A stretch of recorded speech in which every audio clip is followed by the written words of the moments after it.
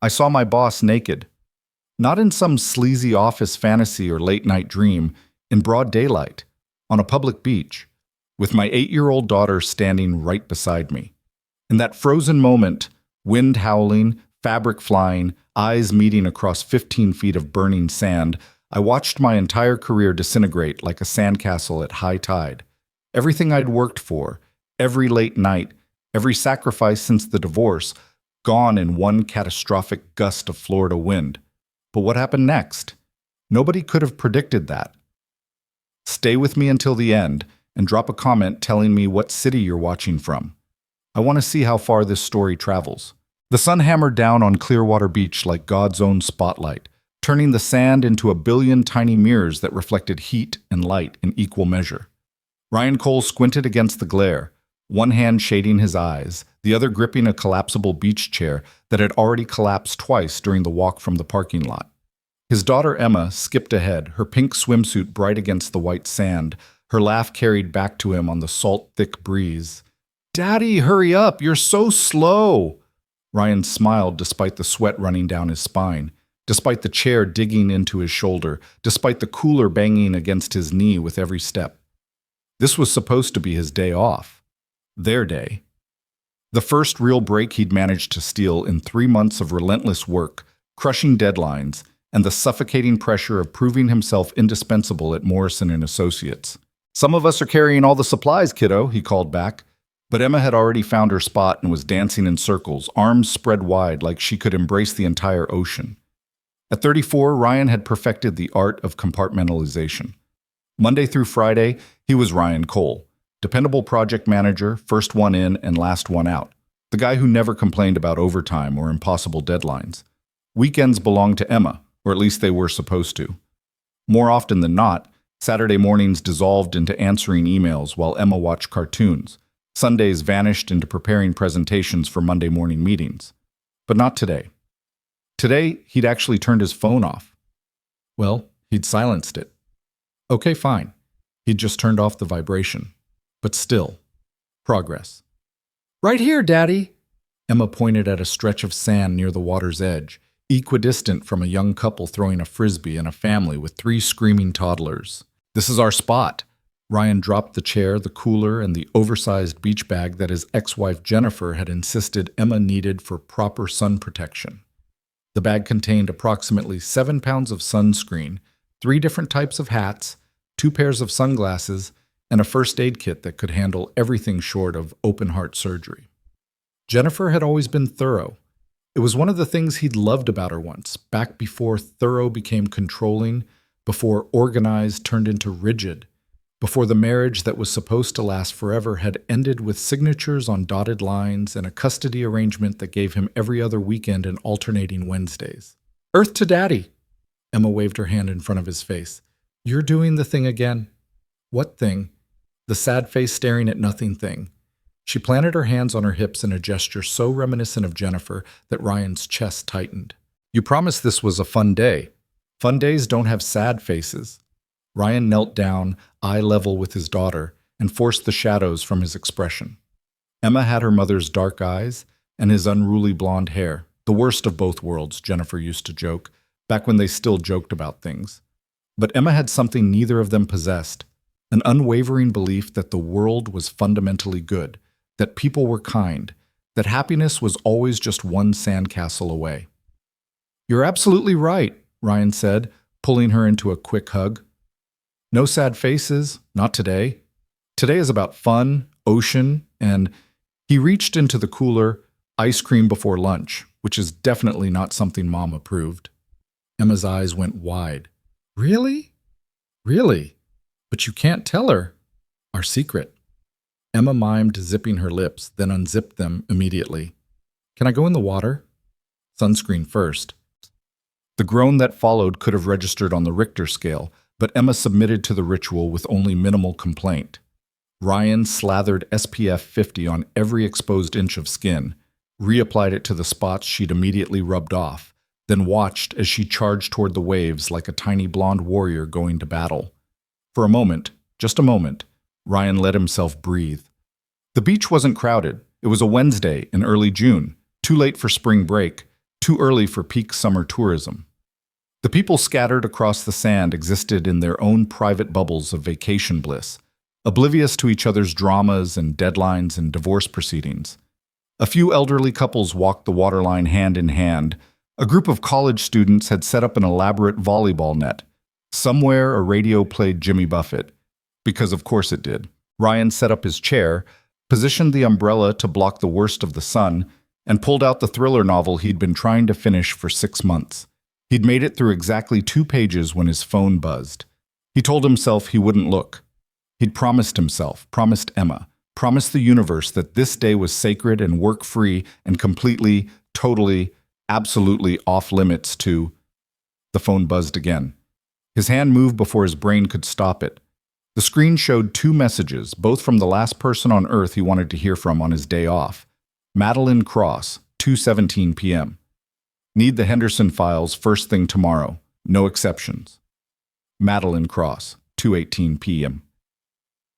Also, the quarterly review presentation needs revision.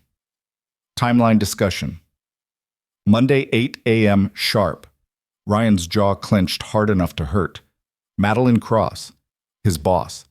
The woman who'd taken the phrase high expectations and weaponized it into an art form. In the 8 months since she'd transferred to the Tampa office to run the regional division, she'd transformed Morrison and Associates from a comfortably productive workplace into a pressure cooker of constant deadlines, weekend work, and the kind of stress that made Ryan's left eye twitch during budget meetings. She wasn't cruel, exactly. She never yelled, never belittled, never crossed any lines that HR would care about. She was simply relentless, perfectly professional, impeccably dressed, and completely unreachable behind a wall of icy competence that made every interaction feel like a performance review. Ryan had watched 3 colleagues quit in the past 5 months. 2 more had requested transfers. The ones who remained, including Ryan, did so out of necessity, fear, or some complicated combination of both. Single fathers with custody schedules and child support payments didn't have the luxury of walking away from good salaries. Even when those salaries came with bosses who sent work emails on Wednesday afternoons while their employees were trying to have a normal human day at the beach. He typed out 3 different responses, deleted all of them, then settled on, "Understood. We'll have everything ready." The moment he hit send, guilt crashed over him like the waves currently knocking Emma off her feet. This was supposed to be their day. No work, no emails, no Madeline Cross reaching through his phone to remind him that he was never really off the clock. "Daddy, look!" Emma stood waist deep in the surf, holding up something that might have been a shell or possibly a small rock. "I found treasure," Ryan waved back, shoving his phone deep into the beach bag where it couldn't tempt him further. The Henderson files could wait. The quarterly review could wait. Madeline Cross, with her perfectly tailored suits and her ice queen demeanor and her complete inability to understand that people had lives outside the office, she could definitely wait. He opened his book again, determined to actually read this time. He made it through half a page before Emma came running back, dripping and breathless, demanding he help her build the biggest sandcastle in the entire world, maybe even the universe. Ryan let her drag him down to the packed sand near the water's edge, where they began construction on what Emma insisted would be a palace fit for a queen. "It needs towers," Emma announced, patting wet sand into a lopsided pile. "At least 4, maybe 7. 7 towers seems ambitious." "Queens are ambitious, Daddy. That's what makes them queens." Ryan couldn't argue with that logic. They worked in comfortable silence, the kind of easy companionship that made single parenthood worth every exhausting moment. Emma narrated an elaborate story about the queen who would live in this castle, a tale involving dragons and magic swords, and a pet dolphin named Steve. Ryan contributed architectural suggestions and tried not to think about work. He was actually succeeding in being present and focused and fully engaged in the moment when Emma suddenly looked up and said, "Daddy? Why is that lady's bathing suit flying away?" Ryan followed her gaze down the beach, where the wind, which had been building steadily for the past 20 minutes, had apparently decided to escalate from pleasant breeze to minor hurricane. A beach umbrella tumbled past them, chased by its owner. A few loose towels took flight like colorful ghosts. And there, approximately 50 feet away, A woman stood frozen in obvious distress as a strong gust of wind caught her cover-up and sent it spiraling into the air like a fabric tornado. The woman made a desperate grab for it, missed, stumbled slightly in the sand. The cover-up sailed higher, farther, completely out of reach. And in that moment, in the split second before she could react or cover herself or run for the safety of the water, the wind picked up her bikini top as well. Ryan saw her hand shoot up to catch it, saw her miss, saw the bright blue fabric catch another gust and fly away to join the cover-up in its journey down the beach. Time performed that strange trick it does in moments of absolute disaster, everything simultaneously speeding up and slowing down, reality fracturing into a series of crystal-clear snapshots that would be burned into Ryan's memory forever. The woman, frozen, arms crossing over her chest, face tilting up, their eyes meeting. Recognition hitting Ryan like a physical blow. No. No, no. No, no, no, no, no. It was impossible. It was a nightmare. It was some kind of cosmic joke orchestrated by a universe that had decided Ryan Cole's life wasn't quite complicated enough. The woman standing half naked on Clearwater Beach, her eyes wide with horror and recognition, her perfectly composed professional mask shattered into a million pieces, was Madeline Cross, his boss. Emma tugged on his arm. "Daddy, shouldn't you help her?" Ryan couldn't move, couldn't breathe, couldn't process what his eyes were showing him. This wasn't happening. This couldn't be happening. Madeline Cross didn't go to beaches. She didn't wear bathing suits. She didn't exist outside the controlled environment of the office, where she ruled from behind a massive mahogany desk and never ever showed vulnerability of any kind, much less, "Daddy." Emma's voice turned sharp with the particular brand of 8-year-old indignation reserved for adults who weren't acting like adults. "She needs help. You have to help her." The command broke through Ryan's paralysis. He grabbed the largest towel from their pile of supplies and started walking toward his boss.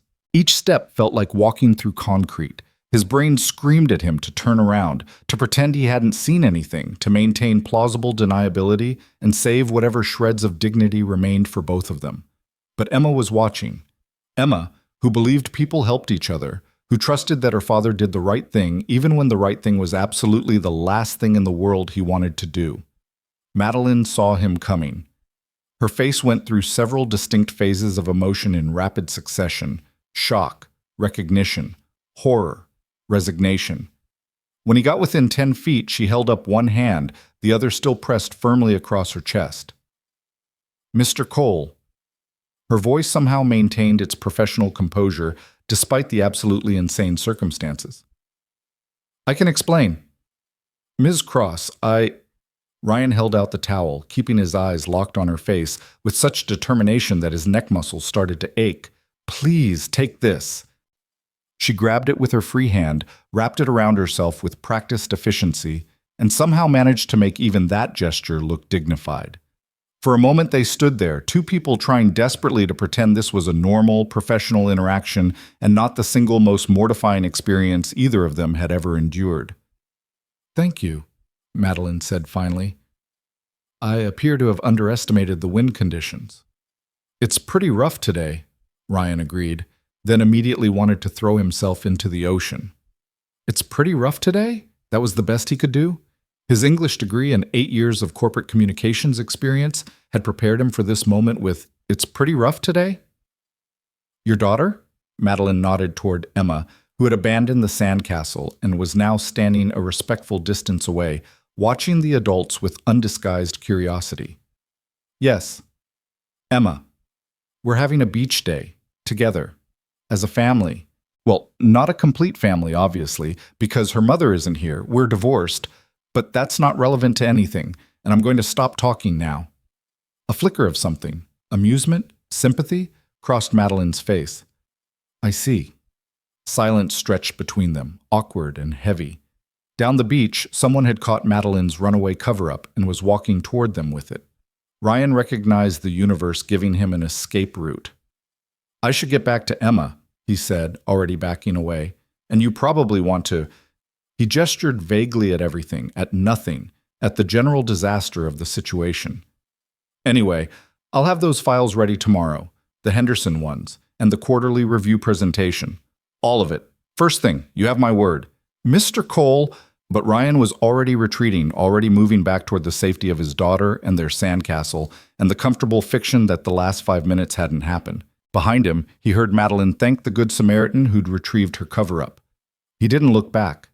Emma met him halfway, her face scrunched up with questions. Was that your boss? Yes? The mean one you complain about to Uncle David on the phone? Ryan winced. I don't complain. I discuss workplace dynamics. You called her the Ice Queen last Tuesday. Emma, we don't repeat things we overhear during adult phone conversations. You said she has a heart made of frozen performance reviews. That was just venting. Grown-ups need to vent sometimes. It doesn't mean... Ryan stopped, caught between parental responsibility and the desperate desire to discuss the absolute insanity of what had just occurred. Can we please not talk about this right now? Emma studied him with the unnervingly perceptive gaze that all children seem to possess. She looked really embarrassed.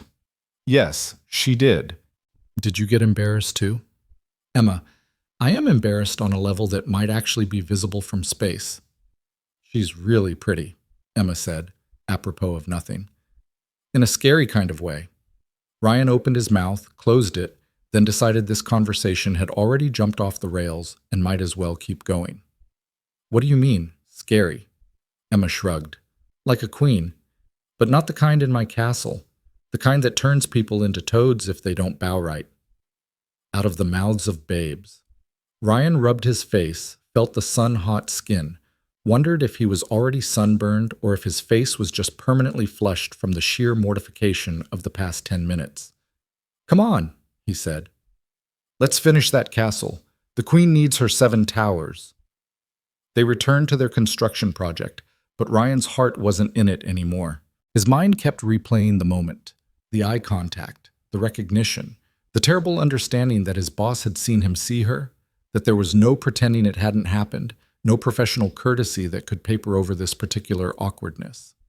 Tomorrow morning, he'd walk into the office and she'd be there, perfectly composed in one of her sharp business suits, and they'd have to interact like professionals, like nothing had changed, like he hadn't seen her half naked on a public beach, and she hadn't caught him staring, and the whole thing hadn't been witnessed by his 8-year-old daughter, who would undoubtedly tell her mother, who would somehow find a way to use this information against him in their ongoing custody negotiations.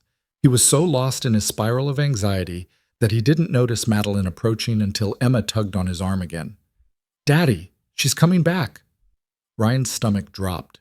He looked up to see his boss, now safely covered in what appeared to be a different beach outfit, a simple sundress that somehow still looked professionally elegant, walking toward them with the kind of determined stride usually reserved for entering boardrooms or firing underperforming employees. Mr. Cole, she said as she reached them. Might I have a word? Emma piped up before Ryan could respond. You can call him Ryan. We're not at work. Madeline's gaze dropped to Emma, and something in her expression softened fractionally. And you must be Emma.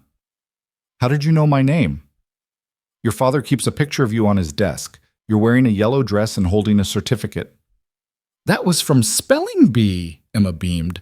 I got 3rd place. Do you have kids? Emma, Ryan interjected, his voice strangled. That's a personal question.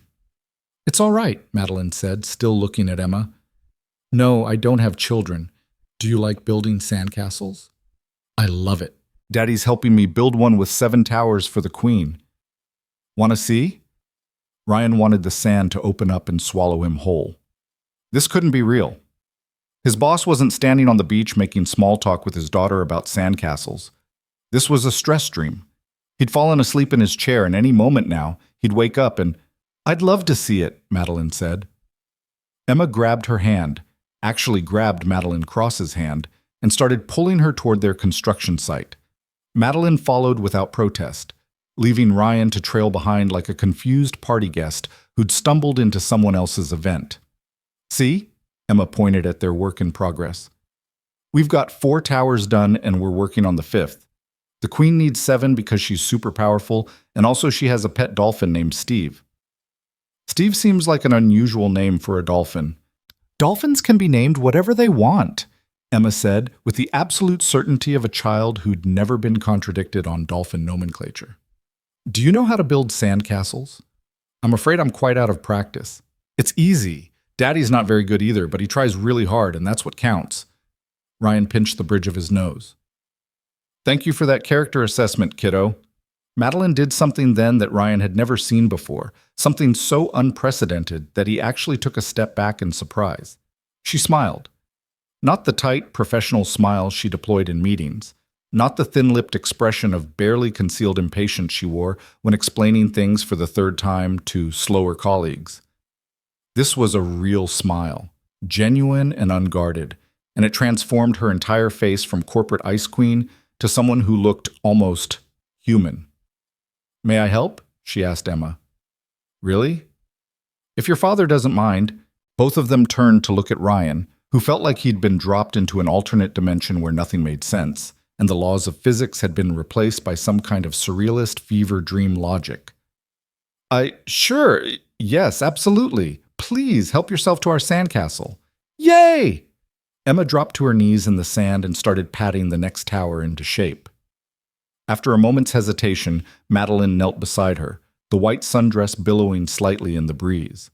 Ryan stood there, completely at a loss, while his 8-year-old daughter and his terrifying boss discussed the structural integrity of sand towers and the proper ratio of water to dry sand. Emma chattered away, completely comfortable, asking questions about Madeline's work and whether she liked dolphins and if she'd ever seen a real castle. Madeline answered each question with surprising patience, her responses shorter than Emma's enthusiastic monologues, but genuine nonetheless. She helped pack sand, suggested drainage solutions for the moat, and even contributed ideas for decorating the walls with shells. You're good at this, Emma announced after they'd finished the 5th tower. Better than Daddy. Thank you, though I suspect your father has many other skills. He makes really good pancakes, Emma conceded, and he does all the voices when he reads me stories, different ones for every character. That does sound impressive. Ryan, who had been standing uselessly to the side watching this bizarre interaction unfold, finally found his voice. Can I get anyone water, snacks, a sense of what reality we're currently occupying? Madeline glanced up at him, and for just a second, he saw something vulnerable in her eyes. An acknowledgement of how strange this was, how far they'd both drifted from their normal roles. Then it was gone, replaced by her usual composure. Water would be lovely, actually. Thank you. He fetched water bottles from the cooler, distributed them to his boss and his daughter, and tried to process the fact that Madeline Cross was currently kneeling in the sand in a sundress, helping his child build a castle while discussing the Queen's hypothetical dietary preferences. She only eats blue food, Emma was explaining. Blueberries, blue corn chips, blue popsicles. That seems nutritionally limiting. She's magic, so she doesn't need regular nutrients. I see. And Steve the dolphin? He eats regular fish food. Dolphins can't be magic. Why not? Emma looked genuinely stumped by this question. I don't know, can they? I don't see why not. If the Queen can be magic, perhaps Steve could have some minor magical abilities as well. Nothing too powerful. Perhaps he can understand human speech. Oh, Emma's face lit up. That's perfect. Then he can help the Queen solve mysteries. Ryan sat down heavily in his beach chair, watching the scene unfold with the distant confusion of someone who'd started the day with one understanding of the universe and was rapidly developing a completely different one. This woman, this person who made grown men nervous in meetings, who'd never cracked a smile during budget reviews, who seemed to exist in a perpetual state of professional perfection, was making up stories about magical dolphins with his daughter. They worked on the castle for another 20 minutes, the towers growing taller and more elaborate. Emma named each one after a different virtue the Queen supposedly embodied: courage, wisdom, kindness, strength, humor, love, and, after much debate, pizza. Pizza isn't a virtue, Madeline pointed out gently. It is if you really believe in it, Emma countered. Madeline considered this. Fair point. When the 7th tower was complete, Emma sat back on her heels and surveyed their work with obvious pride. It's perfect. The Queen would love it. I think you're right, Madeline agreed. Though I'm afraid the tide will claim it eventually, all castles fall. But we can build new ones, Emma said with the resilient optimism of childhood. Every time we come back to the beach, we can make something different. Better, even. Madeline looked at the castle for a long moment, something unreadable crossing her face. Yes, I suppose we can.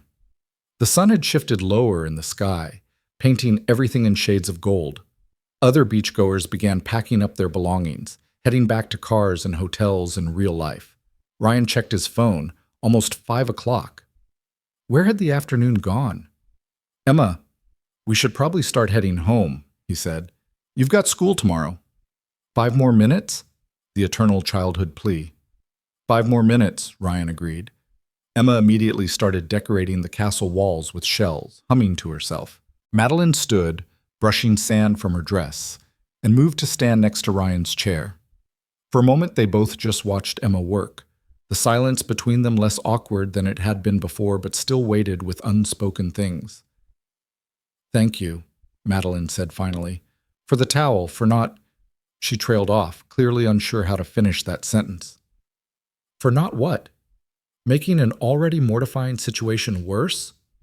A ghost of a smile. Something like that.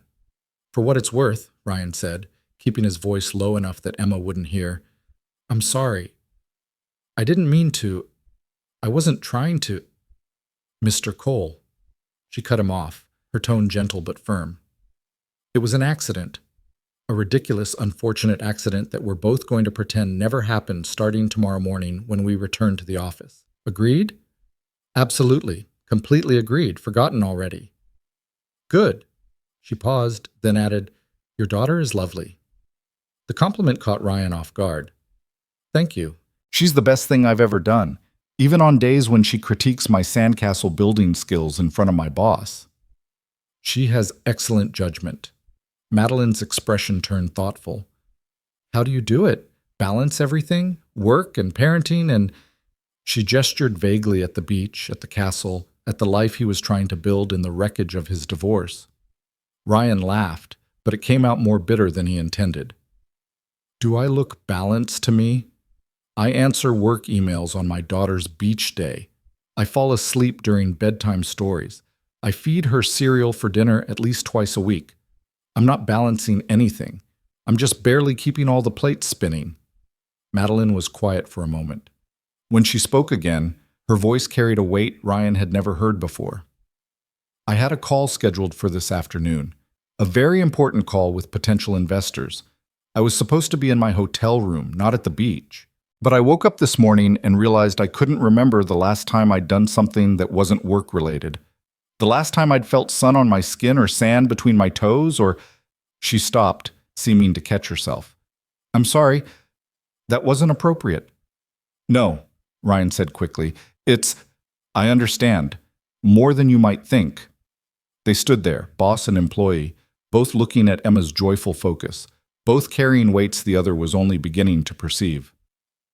She told me about the spelling bee, Madeline said. 3rd place. She was very proud. I missed it, Ryan admitted. Big presentation that morning. Couldn't reschedule. Jennifer, my ex-wife, she went. She sent me pictures. That must have been difficult. It was necessary. Work comes first, right? That's what you're always telling us. Deadlines matter, clients matter, everything else is… Mr. Cole. Madeline's voice cut through his building resentment. I never said people don't matter. Ryan turned to look at her fully, seeing her in the golden afternoon light, her perfectly styled hair slightly mussed by the wind, her professional armor partially stripped away. She looked tired, he realized. Not just physically tired, but soul-deep exhausted in a way he recognized because he saw it in his own mirror every morning. Tomorrow, she continued, when I send you deadlines and schedule meetings and push you to work harder, that's my job. But right now, on this beach, I'm just someone who needed to remember what sunshine feels like. And you're just a father spending time with his daughter. Can we allow ourselves that? Just for today? Emma called out, Daddy, Ms. Cross, come see. I made a garden. They walked over to admire Emma's creation, a collection of shells arranged in careful patterns around the castle base. Emma explained the significance of each shell, the flowers they represented in the Queen's royal garden. Ryan made appropriate admiring noises. Madeline knelt down again, pointing out a particularly beautiful spiral shell and suggesting it could be the centerpiece. The tide was coming in, each wave reaching a little farther up the beach. Soon it would claim the castle, dissolving hours of work in minutes. Emma seemed unconcerned. "It's okay," she told Madeline when the first wave licked at the outermost tower. "We got to enjoy it while it lasted. That's what Daddy always says about good things. You enjoy them while they're here." Madeline looked at Ryan over Emma's head, and something passed between them. An understanding, maybe, or just a shared recognition of a truth neither of them had wanted to acknowledge. "Your daughter is very wise," Madeline said. "She gets it from her mother," Ryan replied, then added, "The wisdom, I mean, not the existential acceptance of impermanence. That's all her." The next wave took 2 towers. Emma laughed as the sand dissolved, running up the beach to avoid getting soaked. Madeline and Ryan followed, standing side by side as they watched the ocean methodically reclaim their afternoon's work. "I should go," Madeline said. "I've imposed on your family time long enough." "You didn't impose. Emma loved having help with the castle." Still, she straightened her dress, tucked a strand of hair behind her ear, and Ryan saw her rebuilding her walls in real time, piece by piece. "I'll see you tomorrow morning, Mr. Cole, 8 a.m., Conference Room B. The Henderson Files and the Quarterly Review." "I'll be ready." She nodded, started to walk away, then turned back. "Mr. Cole? Ryan?" The use of his first name made him blink. "What Emma said about enjoying good things while they're here, that's not just wisdom, that's survival. Don't forget that." Then she was walking away down the beach, her white sundress bright against the darkening sand, a solitary figure heading back toward whatever hotel room or rental property or lonely existence waited for her beyond this strange, suspended afternoon. Emma came running back, her feet sandy and wet. "Is she gone?" "Yeah, kiddo, she's gone. I liked her. She's not as scary in person. When she smiles, she looks nice." "Yeah," Ryan agreed, watching Madeline's retreating form. "She does." They stayed until the last tower fell, until the ocean had erased every trace of their castle, leaving only smooth sand and broken shells. Emma collected a few special pieces to take home, chattering about showing them to her mother, about building an even bigger castle next time, about how maybe Ms. Cross could come back and help again. Ryan let her talk, nodding in the right places, but his mind was elsewhere. He kept replaying the afternoon, not the embarrassing beginning, though that would surely haunt him for years, but the middle part, the unexpected part, the moment when Madeline Cross had knelt in the sand and helped his daughter build something beautiful and temporary and completely unnecessary. They packed up their things as the sun touched the horizon, painting the sky in impossible shades of orange and purple. Emma fell asleep in the car on the drive home, her hand clutching the special shells, her face peaceful in that particular way children had when they'd spent a day doing exactly what they wanted. Ryan carried her inside, tucked her into bed without waking her, and then stood in his kitchen staring at nothing while his mind tried to process everything that had happened. His phone buzzed. A message from Madeline, time-stamped 8:47 p.m. "Thank you for this afternoon. Tell Emma the Queen would be proud of her castle. Also, take tomorrow morning off. The Henderson Files can wait until afternoon. Spend the morning with your daughter." Ryan read the message 3 times, then a 4th, looking for the catch, the condition, the professional courtesy that was really just another form of obligation. He found none. He typed back, "Thank you. That means more than you know." 3 dots appeared, disappeared, appeared again. Finally, "I know exactly how much it means. That's why I'm giving it to you." Ryan stood there in his dark kitchen, phone in hand, and felt something shift in his chest, not the opening of doors or the breaking of walls, nothing that dramatic.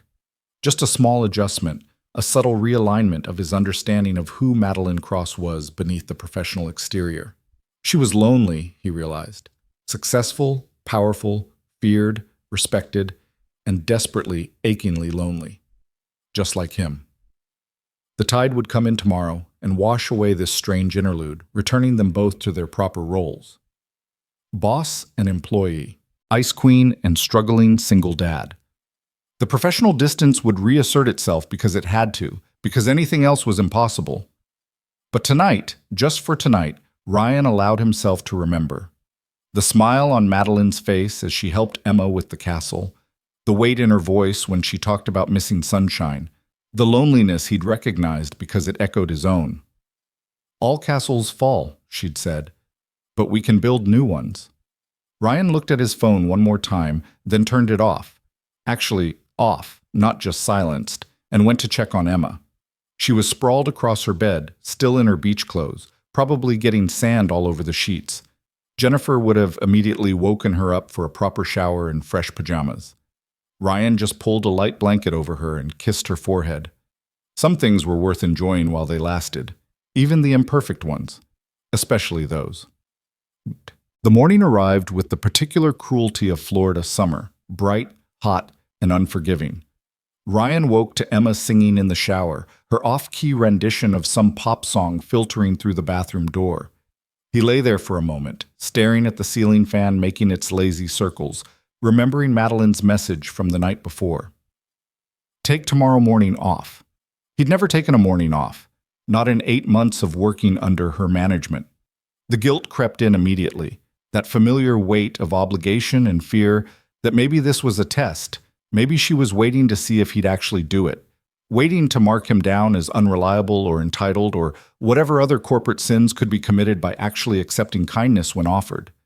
But then Emma burst out of the bathroom in a cloud of strawberry-scented shampoo, already dressed in her school uniform, and the decision made itself. Pancakes? He asked. Her eyes went wide.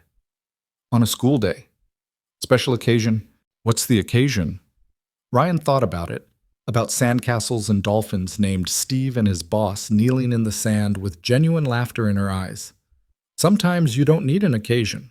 Sometimes you just need pancakes. Emma didn't argue with that logic.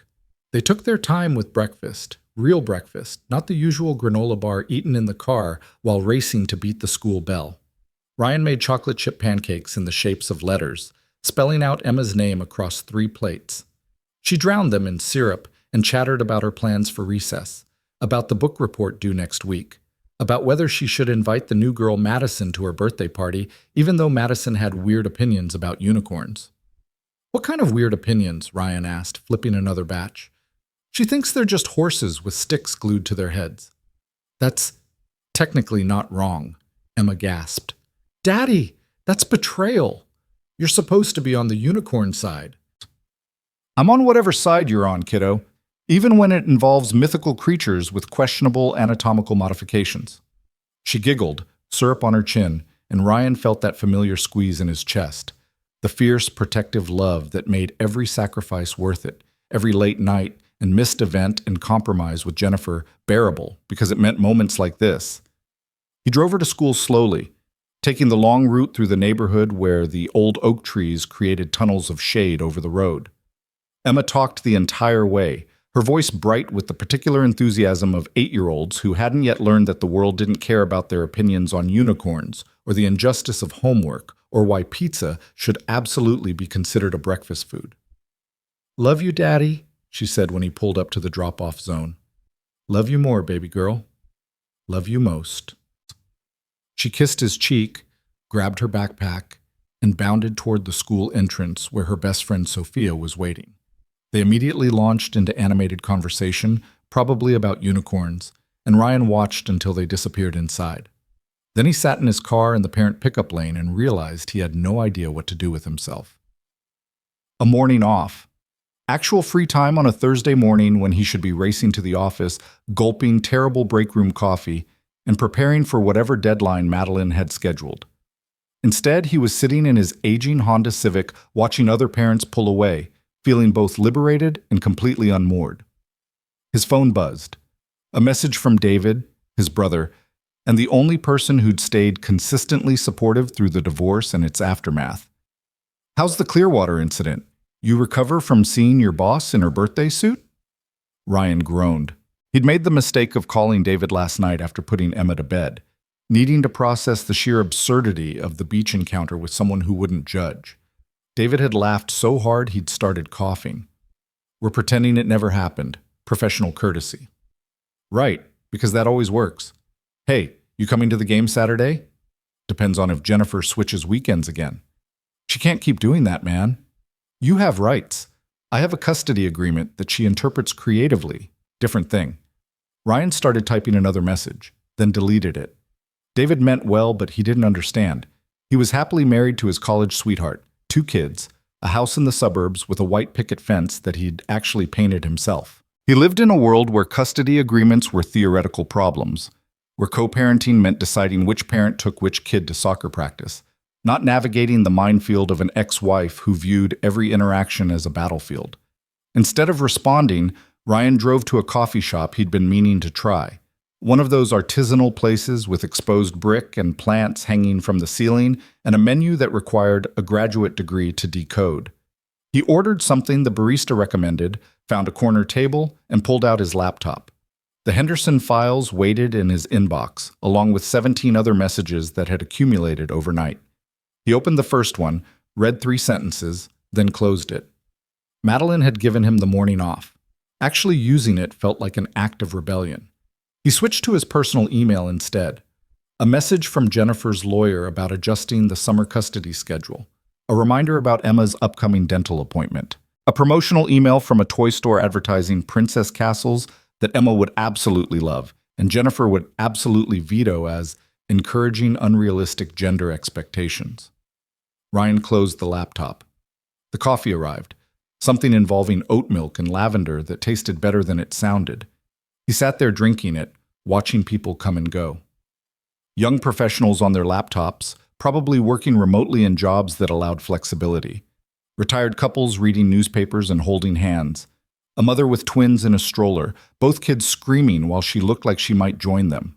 Everyone carrying their own weight, their own struggles, their own private architecture of survival. His mind drifted back to the beach, to Madeline kneeling in the sand, that genuine smile transforming her face, to the way she'd listened to Emma's elaborate stories about magical dolphins without a trace of condescension, to the exhaustion he had seen in her eyes when she'd talked about forgetting what sunshine felt like. The Madeline from the beach felt like a different person than the one who ran Monday morning meetings with military precision. But they were the same woman, weren't they? Just different versions, different masks for different situations. He wondered which one was real, or if maybe they both were. His phone buzzed again. This time, Madeline's name on the screen made his stomach clench. Hope you're enjoying your morning. Don't check work email. That's an order. Ryan stared at the message. The words were professional enough, but there was something else underneath, a warmth maybe, or at least an awareness that he was exactly the type to spend his free time catching up on work. He typed back, currently sitting in a coffee shop feeling vaguely guilty about not being productive. The response came quickly. Guilt is unproductive. Drink your coffee and read a book. That's productive enough. Is that corporate policy now? Mandatory coffee breaks and leisure reading? It should be. I'll bring it up at the next board meeting. Ryan caught himself smiling at his phone like a teenager texting his crush. He quickly schooled his expression, glancing around to make sure nobody had noticed. The retired couple 3 tables over were absorbed in their newspapers. The remote workers remained focused on their screens. Nobody cared about his sudden inability to maintain professional distance via text message. Thank you, he typed. For this morning and for yesterday. Both parts of yesterday. 3 dots appeared, disappeared, appeared again. Finally, we're pretending yesterday never happened, remember?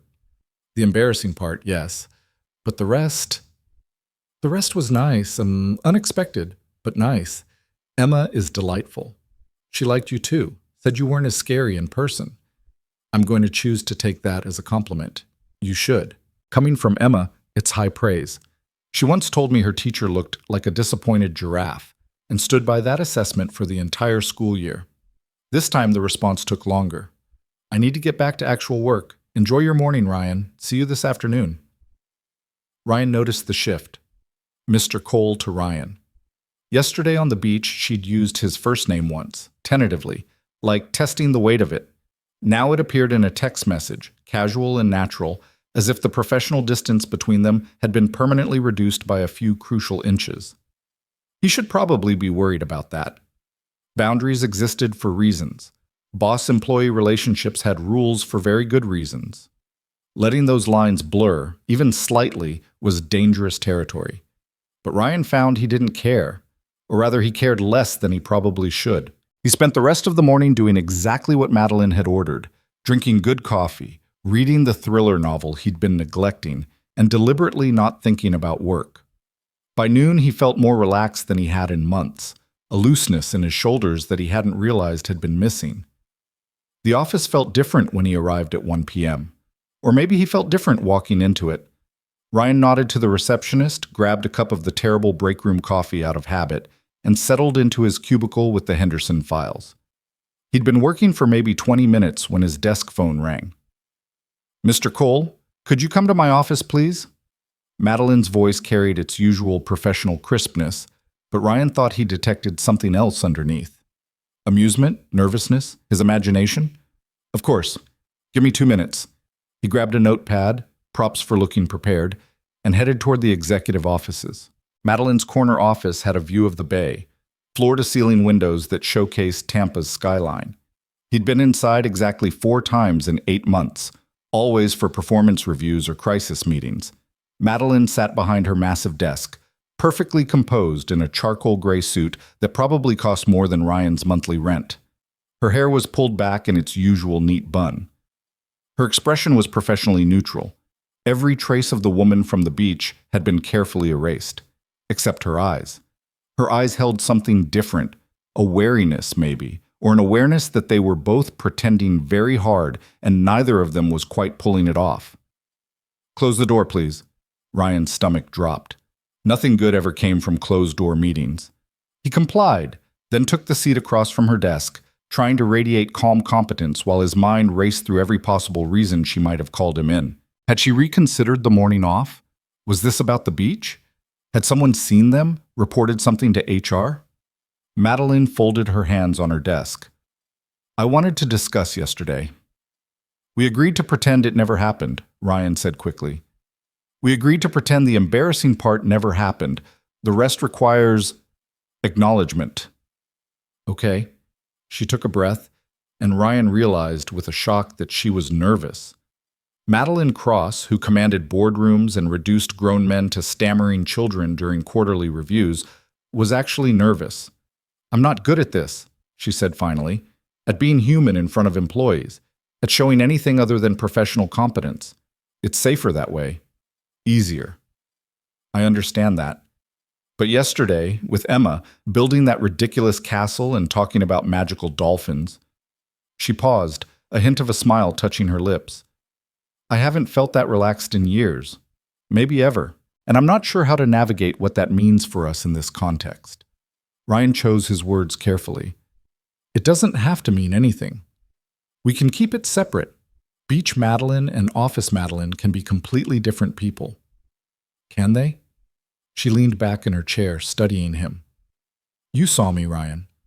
Not just physically, though God knows we're both going to be traumatized by that particular image for quite some time, but you saw me. The parts I don't show anyone. The lonely, exhausted, burned-out parts that I've been pretending don't exist." The honesty in her voice made Ryan's chest tight. "And you saw me struggling to be a good father while drowning in work obligations. So we're even. Are we?" "I don't know."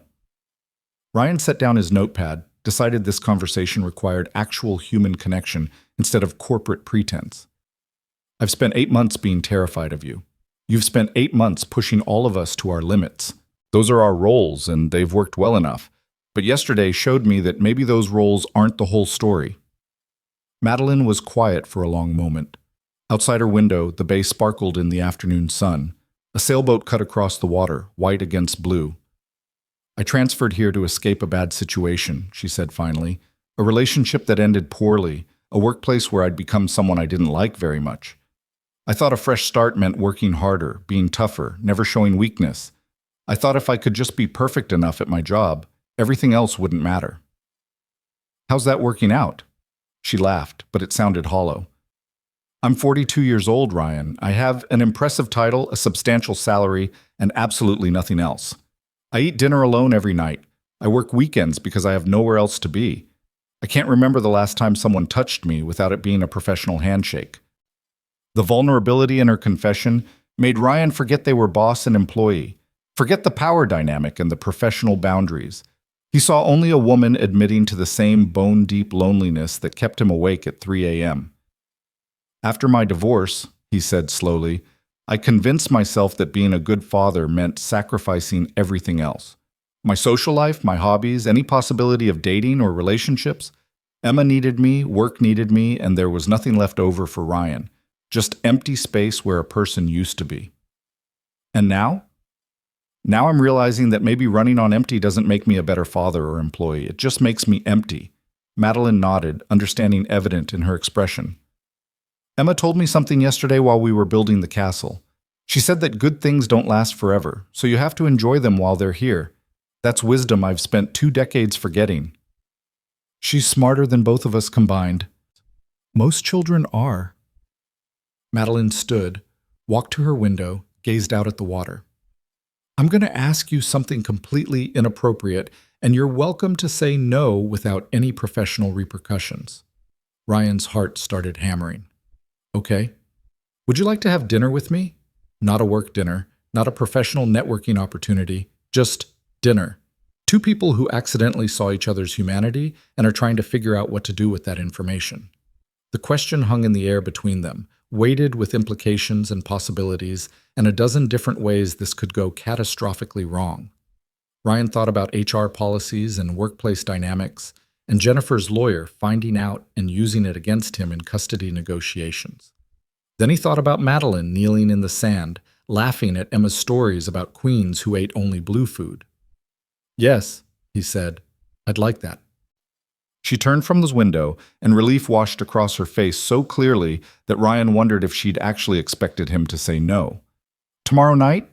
There's a small Italian place near the waterfront. Very quiet, very discreet. I'll need to arrange childcare. Emma's with her mother this weekend, but tomorrow's my night.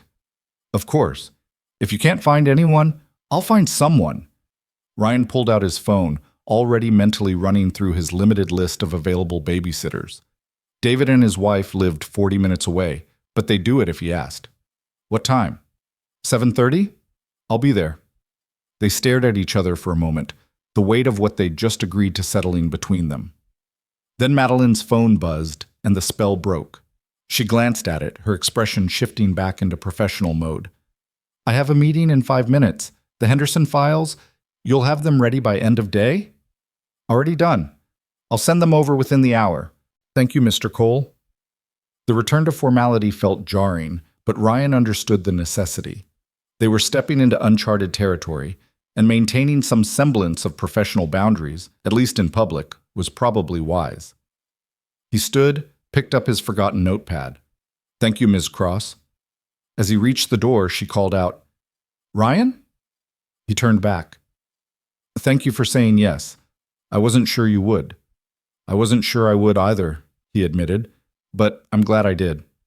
Walking back to his cubicle, Ryan felt like he was floating slightly above the ground. This was insane. This was dangerous.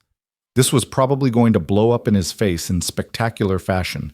But for the first time in 8 months, maybe the first time since the divorce, he felt something other than exhausted obligation.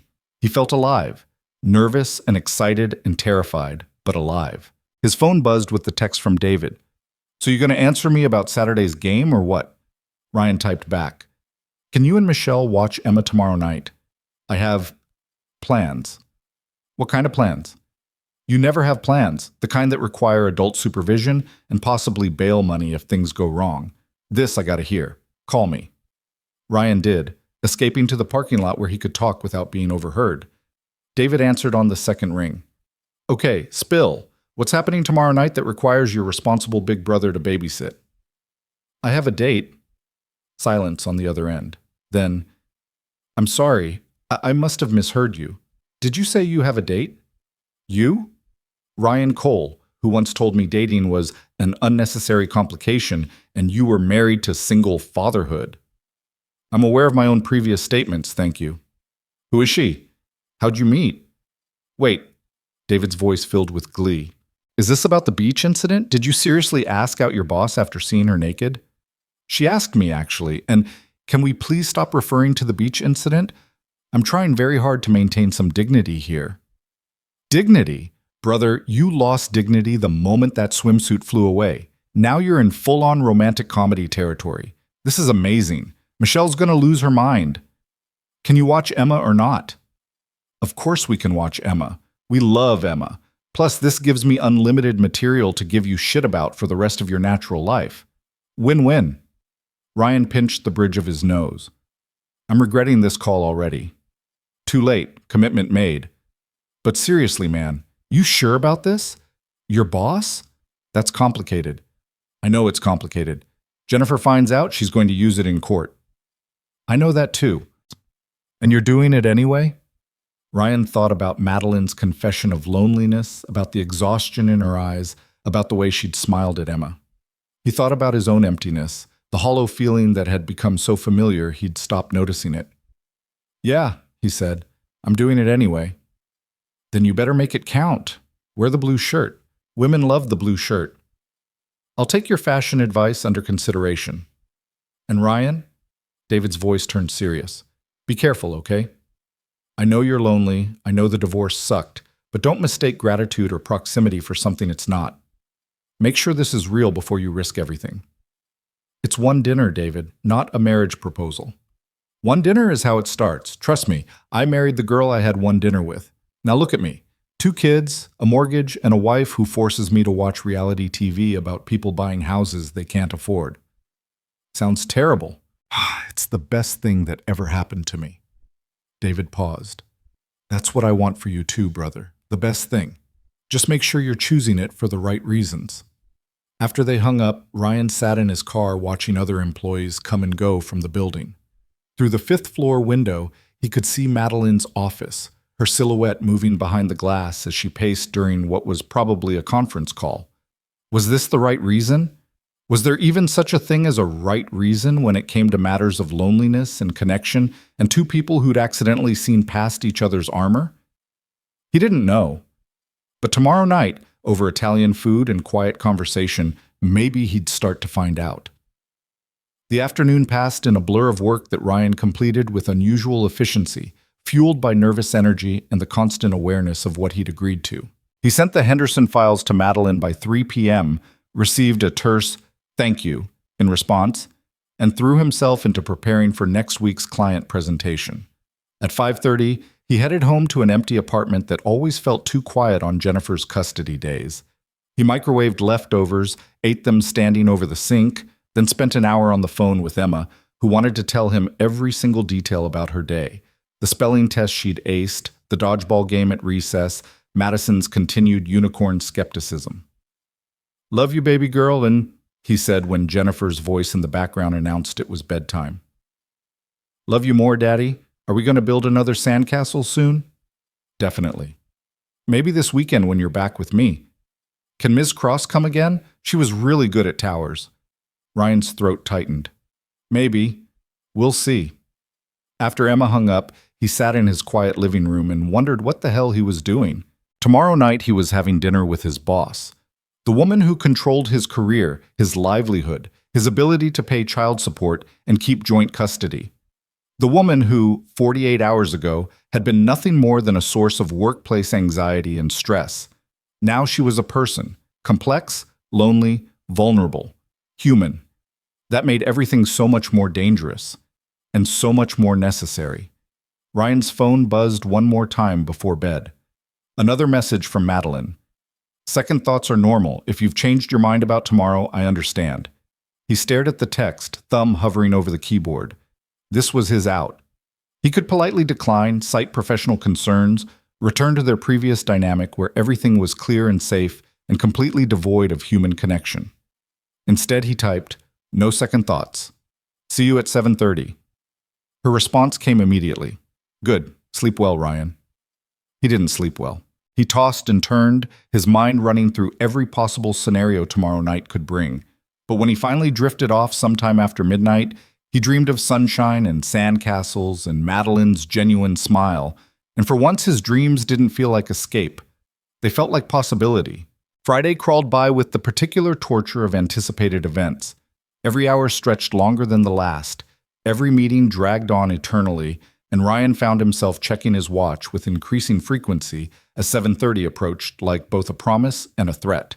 He changed his shirt 3 times that morning before settling on the blue one David had recommended, then immediately second-guessed the choice. Was blue too casual? Too obvious? Did it matter what color shirt he wore to dinner with a woman who'd already seen him in swim trunks covered in cartoon sharks? The office felt different too, charged with an awareness that made every interaction with Madeline fraught with unspoken tension. She'd walked past his cubicle twice during the morning, both times offering nothing more than a professional nod, but Ryan swore he caught something in her eyes.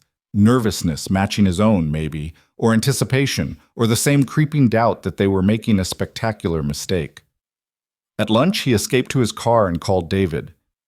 "I can't do this," Ryan said without preamble. "Good afternoon to you too, brother, and yes, you absolutely can." "No, I really can't. This is insane. She's my boss. I have a custody arrangement to protect. What am I thinking?" David's sigh carried the weight of long-suffering patience. "You're thinking that you've been lonely for 2 years and someone finally saw you as a person instead of just Emma's dad or Jennifer's ex or that guy from accounting, project management, whatever. Point is, you're allowed to want things for yourself. You're allowed to be scared and do it anyway. What if it ruins everything? My job, my relationship with Emma, my—" "Ryan," David's voice turned firm. "What if it doesn't? What if this is actually the beginning of something good? You ever consider that possibility?" Ryan leaned his head against the steering wheel. "Not really, no. That's because you've been in survival mode so long, you forgot what living looks like. Go to dinner, talk to the woman, see what happens. Worst case scenario, it's awkward and you both pretend it never happened. Best case, don't. Best case, you remember what it feels like to be happy." After they hung up, Ryan sat in his car watching clouds drift across the Tampa sky. David meant well, but he didn't understand the stakes. Happy wasn't a luxury Ryan could afford, not when happiness meant risk, and risk meant potentially losing the fragile stability he'd built for Emma. But then again, was this really stability? Working himself to exhaustion, eating dinner alone, falling asleep to the sound of his own loneliness. Was that the example he wanted to set for his daughter? That life meant endurance, sacrifice, settling for empty existence because anything more was too dangerous to attempt? The afternoon meetings blurred together in a haze of PowerPoint presentations and budget discussions. Ryan contributed when required, nodded at appropriate moments, and tried not to stare at Madeline during the quarterly review session. She ran the meeting with her usual crisp efficiency, nothing in her demeanor suggesting that in a few hours they'd be sitting across from each other in an Italian restaurant trying to figure out what came next. At 5 o'clock, Ryan headed home with plenty of time to shower, change, panic, change again, and generally question every life decision that had led to this moment. David and Michelle were picking up Emma directly from Jennifer's house, which meant Ryan had the apartment to himself and far too much time to overthink. He stood in front of his closet in a towel, staring at shirts he'd worn 100 times that suddenly all looked wrong. The blue one David recommended. A gray button-down Jennifer had bought him 3 Christmases ago. A black polo that made him look like he was trying too hard. Nothing felt right. His phone buzzed with a text from Madeline. "Still planning on tonight? No pressure if you've reconsidered." Ryan looked at the message, at the easy out she was offering, at the escape hatch that would return them both to safe, professional distance. His thumb hovered over the keyboard. Then he thought about her smile on the beach, about the way she'd listened to Emma's stories, about the loneliness in her voice when she'd confessed to eating dinner alone every night. "On my way in an hour," he typed back. "Looking forward to it. Me too. See you soon." Ryan pulled on the blue shirt, ran gel through his hair, checked his reflection one more time.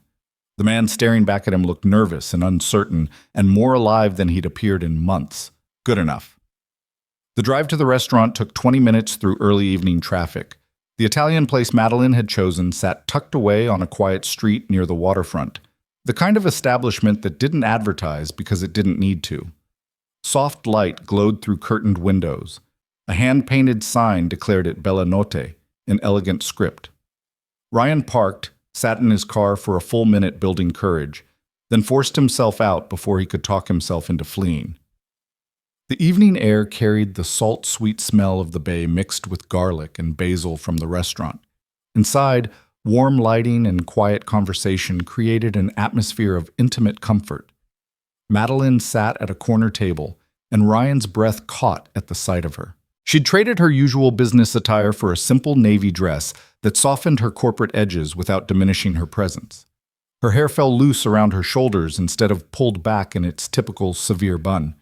She looked beautiful and nervous, and utterly different from the woman who commanded boardrooms. She saw him and smiled. That real smile from the beach, not the professional one from the office, and whatever doubts Ryan had been harboring dissolved like sugar in water. "Hi," he said, suddenly aware of how inadequate that greeting was for the magnitude of this moment. "Hi yourself." Madeline gestured to the seat across from her. "I ordered wine. Hope that's okay." I needed something to do with my hands while I waited and tried not to panic. "You're panicking." "Absolutely terrified. You? Considering faking a medical emergency and running away?" "Briefly, yes." They laughed, and the tension broke just enough to breathe. Ryan sat down, accepted the wine glass she poured for him, and tried to remember how to have a normal conversation with another human being that wasn't his 8-year-old daughter or his well-meaning brother. "Thank you for coming," Madeline said. "I half convinced myself you'd change your mind." "I almost did, multiple times. David talked me off the ledge." "David's your brother?" "Yeah. Happily married, 2 kids, lives the American dream in a suburb with good schools and a lawn he actually mows himself. He thinks I'm insane for being here." "Is he wrong?" Ryan considered the question seriously. "Probably not. This is objectively crazy. You're my boss. I have a complicated custody situation. You could fire me tomorrow and I'd have no recourse. Every reasonable part of my brain is screaming that this is a terrible idea. And yet here you are." "Here I am." Ryan took a sip of wine, gathering courage. "What about you? What are the reasonable parts of your brain saying?" Madeline traced the rim of her wine glass with one finger, her expression thoughtful. "That I'm risking a professional reputation I've spent 20 years building. That workplace relationships rarely end well, especially when there's a power imbalance. That I should have stuck to my original plan of being a successful solitary workaholic until retirement or death, whichever came first. Sounds lonely. It is lonely. Unbearably so. That's why I'm here despite every rational argument against it." She looked up, met his eyes. 2 days ago on that beach, I remembered what it felt like to be seen, not as a boss or a colleague or a woman in a suit, just as a person. I haven't felt that in so long I'd forgotten it was possible. The honesty in her voice made Ryan's chest tight. Emma has that effect on people. She sees the world without all the filters adults build up. It's either enlightening or terrifying depending on the day. She's remarkable. You've done an incredible job with her. I'm stumbling through parenthood, making it up as I go, but thank you." Ryan paused, then decided if they were being honest, he might as well go all in. "Can I ask you something, and you can tell me if it's too personal? After the beach incident, I think we're past worrying about too personal." "Fair point." Ryan gathered his thoughts. "Yesterday in your office, you mentioned transferring here to escape a bad situation. What happened?" Madeline was quiet for a long moment, her fingers still tracing patterns on her wine glass. The restaurant hummed with quiet conversation around them, insulating their corner in a bubble of privacy. "His name was Richard," she said finally. "We worked together at the Atlanta office. He was charming, successful, said all the right things about wanting a partner, not just a girlfriend. We dated for 3 years. I thought we were building toward marriage, family, everything I'd put off for my career." She took a drink of wine before continuing. "Then I got the promotion to VP. Suddenly Richard wasn't so supportive anymore. My success threatened him. He started making comments about my ambition, my work hours, how I was becoming one of those career women who forget how to be feminine. The more I achieved, the smaller he tried to make me feel." "I'm sorry," Ryan said quietly. "Don't be. The ending was the best thing that could have happened to me. He gave me an ultimatum. Choose the promotion or choose him. I chose myself. Then I transferred here to get away from the whispers and the pitying looks and the constant reminders of what I'd given up for my career. But you didn't give up anything. You chose not to diminish yourself for someone else's ego. Madeline's eyes widened slightly, something vulnerable flickering across her face. That's exactly what my therapist said. Took me 8 months of sessions to believe it. Well, your therapist is right, and Richard sounds like he was intimidated by your success because he knew he couldn't match it. Probably. But the experience taught me to keep walls up, be professional, be perfect. Never let anyone close enough to use your vulnerability against you. She smiled sadly. Hence the Ice Queen reputation I'm apparently famous for. You're not as icy as people think. You're just protected. And you? Madeline turned the question back to him. What's your story? You mentioned the divorce, but not what led to it. Ryan swallowed hard. This was the part he usually avoided.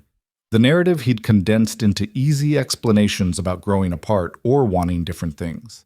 But Madeline had offered real honesty, and she deserved the same in return. Jennifer and I got married young, 24, fresh out of college, convinced we had everything figured out. For a while it worked. We had similar goals, similar timelines. Get married, build careers, buy a house, have a baby. We checked all the boxes. The waiter appeared, took their dinner orders with practiced discretion, and disappeared again. Ryan continued. But somewhere between checking boxes and actually living our lives, we forgot to stay connected. Jennifer threw herself into being the perfect mother. Pinterest-worthy birthday parties, organic homemade baby food, developmental milestones tracked with scientific precision. I threw myself into work, convincing myself that being a good provider was the same as being a good husband and father. What changed? Emma started kindergarten. Suddenly, Jennifer had time to look at our marriage and realize we'd become roommates who occasionally had stilted conversations about whose turn it was to do laundry. She wanted counseling. I was too proud or too scared to admit we needed help. By the time I agreed to try, she'd already made up her mind. Ryan's voice roughened with emotion he usually kept buried. The worst part wasn't the divorce itself. It was realizing I'd let the most important relationships in my life deteriorate because I was too focused on appearing successful to actually be present. Jennifer moved on pretty quickly, started dating someone new within 6 months. Meanwhile, I'm still trying to figure out how to be a single father who doesn't screw up the one good thing that came from my failed marriage. Madeline reached across the table, covered his hand with hers. The contact sent electricity through Ryan's nervous system, the first intentional touch from another adult in longer than he cared to remember. Emma adores you, Madeline said softly. That tells me everything I need to know about what kind of father you are. She deserves better than a dad who answers work emails during beach days. She deserves a dad who's trying his best while carrying an impossible weight, which is exactly what you are. Madeline's thumb traced small circles on the back of his hand. We're both so hard on ourselves, aren't we? Holding ourselves to standards of perfection while refusing to extend the same grace we'd offer anyone else. When did you get so wise? Expensive therapy and 2 years of eating dinner alone. It gives you time to think. Their food arrived, pasta for Ryan, risotto for Madeline, and they ate while conversation flowed more easily than Ryan had imagined possible. They talked about Emma's upcoming birthday party, about Madeline's complicated relationship with her own mother, about the absurdity of office politics and the small tyrannies of corporate life. They argued good-naturedly about movies and music, discovered a shared love of terrible reality TV neither would admit to watching, and laughed over stories of workplace disasters they'd survived. The more they talked, the more Ryan realized how little he'd actually known Madeline despite working under her for 8 months. The Ice Queen persona was exactly that, a persona carefully constructed to protect the woman underneath who'd been hurt and disappointed and learned that vulnerability came with too high a price. But she was being vulnerable now, with him. The significance of that wasn't lost on Ryan. Can I ask you something? Madeline said as they were finishing their entrees. And please be honest, even if you think it might hurt my feelings. Okay? The beach incident aside, did you actually like me at all before Wednesday? Or was I just the demanding boss you complained about to your brother? Ryan winced. You heard Emma mention that, didn't you? She's 8. She has no filter. It's one of her more endearing qualities. I didn't dislike you, Ryan said carefully. I was intimidated by you. There's a difference. You have this presence, this certainty, that made me feel like I was constantly on the verge of disappointing you. Every deadline felt like a test I might fail. Every meeting felt like a performance review. That sounds exhausting. It was, but Ryan paused, choosing his words. After the beach, after seeing you laugh with Emma and admit to being lonely and just be human for a few hours, I realized that maybe the person I was intimidated by was the armor, not the woman wearing it. Madeline's eyes glistened slightly in the candlelight. No one's ever put it quite like that before. Is it accurate? Devastatingly so. She dabbed at her eyes with her napkin. God, I'm going to cry at dinner on our first date. This is going so well. Is that what this is? A date? What else would you call it? Ryan considered. Two lonely people sharing a meal and trying to figure out if connection is still possible? That's very poetic, but I think date is simpler. Fair enough, Ryan smiled. Then yes, this is going very well for a first date. Tears of emotional revelation are definitely a good sign. They laughed, and Madeline dabbed at her eyes again, her composure cracking in ways that only made her more beautiful. The waiter cleared their plates and presented dessert menus, which they waved away in favor of coffee and continued conversation. So what happens now? Madeline asked once they were alone again. Monday morning, we go back to being boss and employee? Pretend this never happened? Is that what you want? I asked you first. Ryan leaned back in his chair, studying the woman across from him. Madeline Cross, VP of Regional Operations, the person who controlled his professional future, but also just Madeline, who ate dinner alone and forgot what sunshine felt like and kneeled in the sand to help his daughter build castles. I want to see where this goes, he said. I want to have more dinners and more conversations and figure out if what I'm feeling right now is real or just the novelty of someone showing interest after 2 years of solitude. But I also have Emma to think about, and a custody arrangement that Jennifer's lawyer would love to complicate, and a career I can't afford to jeopardize. So we're practical adults with responsibilities and complications. Exactly. But you still want to try? Yeah, I do. You? Madeline's smile held equal parts hope and fear. I spent 2 years convinced that relationships weren't worth the risk, that staying safe behind my walls was easier than gambling on someone who might ultimately resent my success or demand I choose between my career and my personal life. And then I met your daughter on a beach and remembered that some things are worth the risk. Emma does have that effect. It's not just Emma. Madeline's voice dropped to something intimate and raw. It's you, Ryan. The way you see me. The way you make me feel like maybe I don't have to choose between being successful and being human. The words hung between them, heavy with meaning and promise, and all the ways this could go wrong. Ryan reached across the table, took Madeline's hand in his, felt her fingers intertwine with his own. We take this slow, he said. Keep it quiet at work until we figure out what it is and if it's sustainable. No grand gestures or public declarations, just two people trying to build something good while navigating all the complications life's thrown at us. That sounds remarkably reasonable for someone who saw his boss naked 3 days ago. Ryan choked on his coffee. Are we ever going to move past that? Never. I'm going to bring it up at our wedding just to watch you turn that particular shade of red again. The word wedding should have terrified him. Instead, Ryan found himself smiling. Pretty confident for a first date. I told you, expensive therapy. I've learned not to waste time pretending I don't want things. Madeline squeezed his hand. But slow is good. Careful is smart. We build this like Emma builds her castles, one tower at a time, making sure the foundation is solid before we add the next piece. They stayed at the restaurant until the staff started giving subtle hints about closing time. The walk to their cars stretched longer than it needed to, both of them reluctant to let the evening end. The waterfront gleamed under streetlights, the bay a dark mirror reflecting the city's glow. Thank you for tonight, Madeline said when they reached her car. For being honest, for being willing to try despite all the very good reasons not to. Thank you for asking me, for seeing past the terrified employee to the person underneath. They stood there in the parking lot, the space between them charged with uncertainty and possibility. Ryan wanted to kiss her, had wanted to since she'd smiled at him over dinner, but something held him back. This was too new, too fragile. Better to move carefully than risk shattering what they were building. Madeline seemed to sense his hesitation.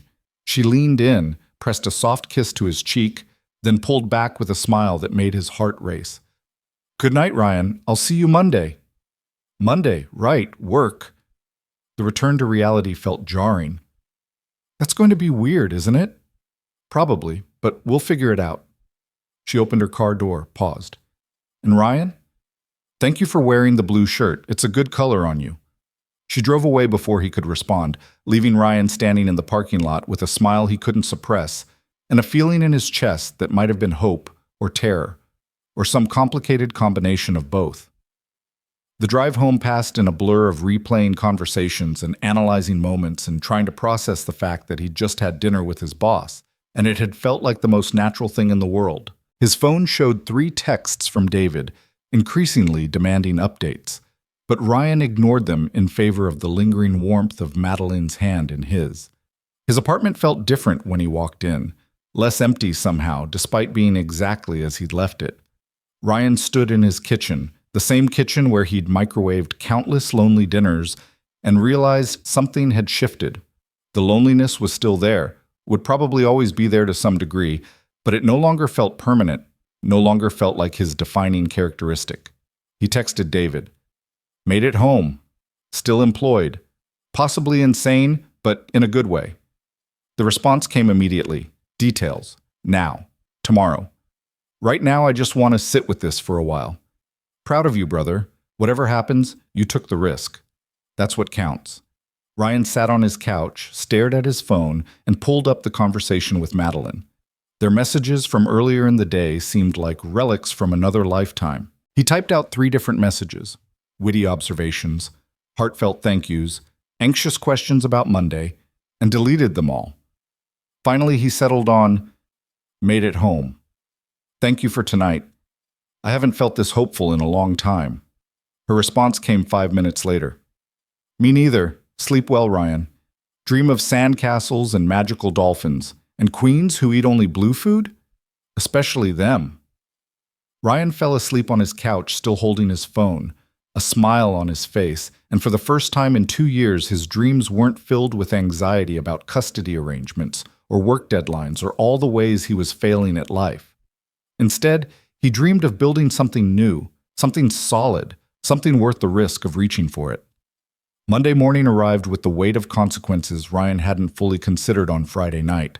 He sat in his car in the office parking lot, watching colleagues file through the entrance, and felt his stomach twist with anxiety that had nothing to do with work deadlines and everything to do with the woman waiting somewhere inside that building. The weekend had passed in a strange limbo of normal routine, punctuated by constant awareness of what had changed. Emma had returned Saturday morning full of stories about her time with Uncle David and Aunt Michelle, oblivious to the seismic shift in her father's emotional landscape. They'd built another sandcastle on Sunday, just the 2 of them this time, and Emma had asked twice when Ms. Cross might join them again. She's busy with work stuff, Ryan had said, which was technically true and also a massive oversimplification of the complicated dance he and Madeline were now attempting. They'd texted sporadically over the weekend, nothing too heavy, just small observations and shared jokes that felt both thrilling and terrifying in their intimacy. But texting was easy. Texting happened in private, insulated from judgment and office politics and HR policies about workplace relationships. Walking into that building meant facing reality. Ryan forced himself out of the car, briefcase in hand, and joined the Monday morning migration. The elevator ride to the 5th floor felt longer than usual, every floor ding making his pulse quicken. When the doors opened, he stepped into the familiar landscape of cubicles and conference rooms and tried to act like everything was exactly the same as it had been a week ago. Madeline's office door was closed, her assistant informed him when he passed. Early meeting with the executive team. Ryan felt equal parts relief and disappointment. Relief that he'd have time to settle in before facing her. Disappointment that he'd have to wait to see if Friday night's connection survived the harsh fluorescent lighting of corporate reality. He made it through 2 emails before his desk phone rang. Mr. Cole, Ms. Cross would like to see you in her office at 9:30. Her assistant's voice carried the same professional neutrality it always had, giving no indication that anything had changed. Of course, I'll be there. Ryan spent the next hour oscillating between productive work and complete distraction. He revised the same paragraph in a client proposal 4 times, caught himself staring at his computer screen without actually reading anything, and jumped every time someone walked past his cubicle. At 9:28, he gathered his notebook and headed toward Madeline's office with the careful composure of someone walking a tightrope over shark-infested waters. Her assistant waved him through. Ryan knocked once, heard Madeline's "come in," and stepped into her domain. She sat behind her desk in a dark green suit that made her eyes look almost emerald, her hair pulled back in the severe bun he'd grown accustomed to over the past months. Every trace of the woman from Friday night had been carefully erased, replaced by the professional mask of Madeline Cross, VP of Regional Operations. "Mr. Cole, please close the door and have a seat." Ryan's stomach dropped. The formality in her voice, the careful distance. This was not the woman who'd held his hand across a restaurant table and talked about building castles one tower at a time. He sat, gripping his notebook like a lifeline. Madeline studied him for a long moment, her expression unreadable. Then, so quickly he almost missed it, she smiled. A real smile, small and private, just for him. "Relax," she said quietly. "You look like you're expecting me to fire you." "Are you?" "Not today." The smile lingered. "Though you should probably work on your poker face. Everyone in the building is going to know something's changed if you keep looking at me like I'm about to pronounce sentence." Ryan exhaled, some of the tension leaving his shoulders. "Sorry, I'm not great at this." "This?" "Whatever this is, navigating personal feelings in a professional context. Pretending that Friday night didn't happen while also trying to honor that it did." Madeline's expression softened. "I'm not great at it either. I spent all weekend rehearsing how to interact with you this morning, and I still don't think I have it right." She paused, glanced toward the door to ensure it was fully closed. "But we need to establish some ground rules for both our sakes." "Agreed. At work, we maintain professional boundaries. I'm your boss, you're my employee. No favoritism, no special treatment.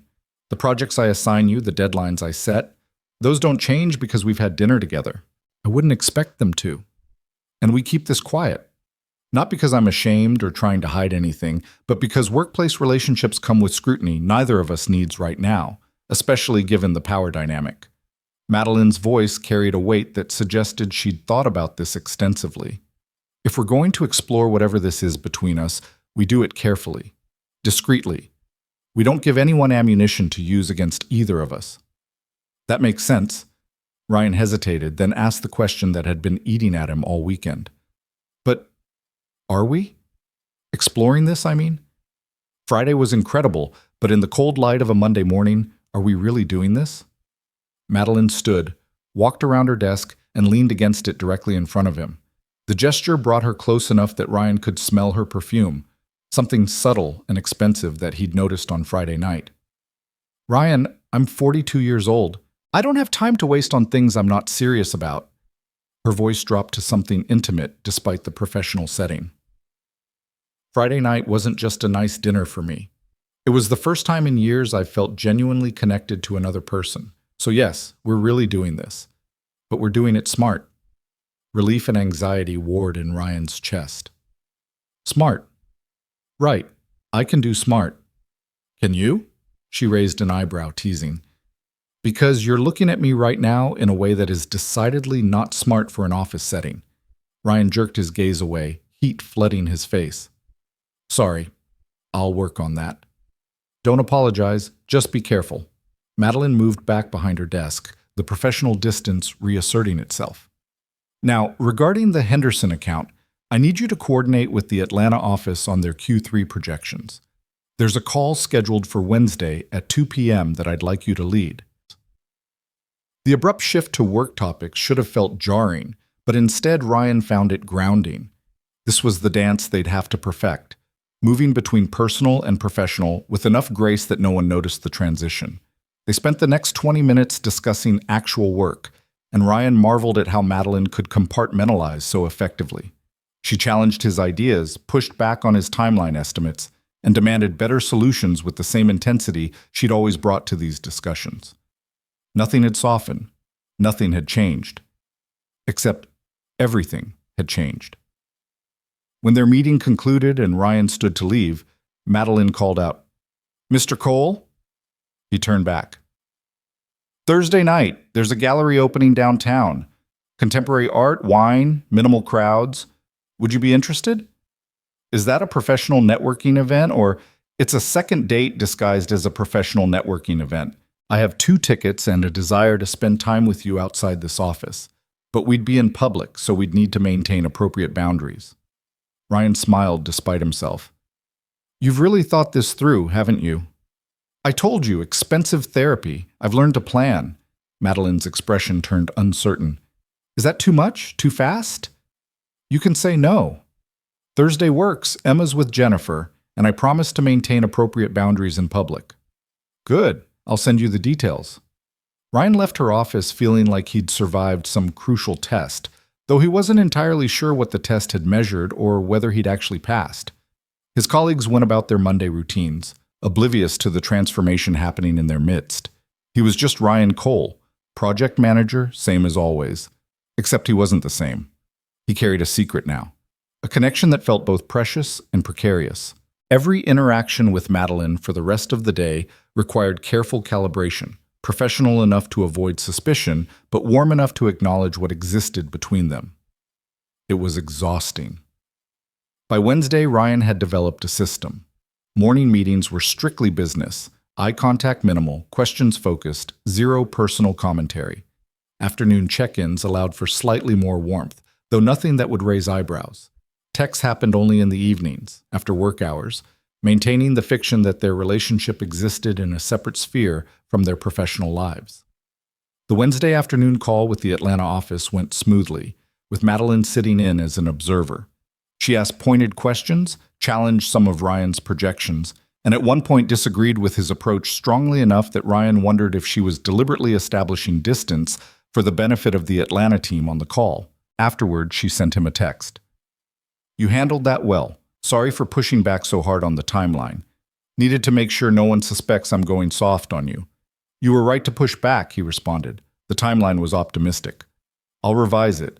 You're allowed to defend your ideas, you know. I won't hold it against you personally if you argue with me professionally. Getting into arguments with my boss seems like a bad strategy. Getting into arguments with your girlfriend might be worse. Good thing I'm not that. Yet." Ryan stared at his phone, his heart doing complicated things at the word girlfriend. They hadn't defined this thing between them, had deliberately avoided labels and expectations. But seeing it there in text form, casual and presumptive and terrifying, made it real in a way Friday night's dinner hadn't quite achieved. "Is that what we're heading toward?" he typed. "I don't know, but I'd like to find out." Thursday, at the gallery. "We'll see how we navigate being in public together." Thursday arrived carrying the particular anxiety of anticipated exposure. The gallery opening was a professional event. People from their industry would be there, possibly even colleagues from Morrison and Associates. Ryan and Madeline would have to interact as boss and employee while somehow also being 2 people exploring a relationship. Ryan changed his shirt 3 times again, this time settling on a charcoal button-down that split the difference between casual and formal. He arrived at the gallery 15 minutes early and immediately regretted it. Standing alone among abstract sculptures and geometric paintings made him feel exposed and obvious. Madeline appeared exactly on time, elegant in a black dress that managed to be both professional and stunning. She saw him across the room, acknowledged him with a subtle nod, then proceeded to ignore him completely for the next 20 minutes while she circulated among the other attendees. Ryan watched her work the room with practiced grace, smiling at the right people, laughing at appropriate moments, discussing art she probably had no particular interest in with the kind of engaged curiosity that made everyone feel important. This was Madeline in her element, commanding attention without demanding it, professional and poised and completely in control. He was so absorbed in watching her that he didn't notice someone approaching until a familiar voice said, "Ryan Cole. Didn't expect to see you at an art gallery on a Thursday night." Ryan turned to find Marcus Chen, a senior project manager from the 3rd floor, who Ryan occasionally collaborated with on cross-departmental initiatives. Marcus held a wine glass and wore an expression of friendly curiosity. "Hey, Marcus. Yeah, I'm trying to expand my cultural horizons. Or at least pretend I understand contemporary art. Marcus laughed. Same. My wife dragged me here. She's convinced that appreciating art will make me a more well-rounded person. Jury's still out. He gestured toward a sculpture that appeared to be a twisted mass of metal and glass. What do you think that's supposed to represent? Existential dread? The futility of human connection? A very aggressive lawn ornament? I was going to say a car accident, but yours sounds more sophisticated. They talked for a few minutes, safe small talk about work and weekend plans and the absurdity of art gallery wine prices. Ryan was actually enjoying the conversation when Madeline drifted into their orbit, her timing so perfect it couldn't have been accidental. Mr. Chen, good to see you. Her voice carried its usual professional warmth, friendly but not overly familiar. And Mr. Cole, I didn't realize you were interested in contemporary art. Trying to broaden my horizons, Ms. Cross. Admirable. Though I suspect you're both here for the free wine more than the artistic enrichment. Marcus laughed. Guilty as charged, though my wife would kill me for admitting it. They chatted for a few minutes about safe, boring things, the gallery's renovation, upcoming projects at work, the weather. Anyone watching would have seen three colleagues making polite conversation at a professional event. They wouldn't have noticed the way Madeline's hand brushed Ryan's arm when she gestured toward a painting, or the way her eyes lingered on him just a fraction longer than professional courtesy required, or the subtle smile that played at her lips when he made a dry observation about the artist's use of negative space. It was a masterclass in public discretion, and Ryan found himself both impressed and frustrated by how well Madeline could mask her feelings. Marcus eventually excused himself to find his wife, leaving Ryan and Madeline standing side by side, ostensibly examining a canvas covered in aggressive slashes of red and black paint. You're good at this, Ryan said quietly, keeping his voice low enough that nearby conversations would cover it. At what? Acting like I'm just another employee, like Friday night didn't happen. Madeline's expression didn't change, but her voice softened. Would you prefer I throw myself at you in front of our colleagues? Because I can do that too, though I suspect it would complicate Monday morning considerably. Point taken. This is harder for me than it looks. She tilted her head, studying the painting. I want to touch you, want to lean into you and feel your arm around my waist, and stop pretending that my heart doesn't race every time you walk into a room. But I'm protecting us. Both of us. I know, I'm sorry. I'm not criticizing, just adjusting. It's okay to find this difficult. I do too. Madeline glanced around, ensuring no one was within hearing distance. Come with me. There's a smaller gallery in the back. Fewer people. She walked away without waiting for confirmation, trusting Ryan to follow at a discreet distance.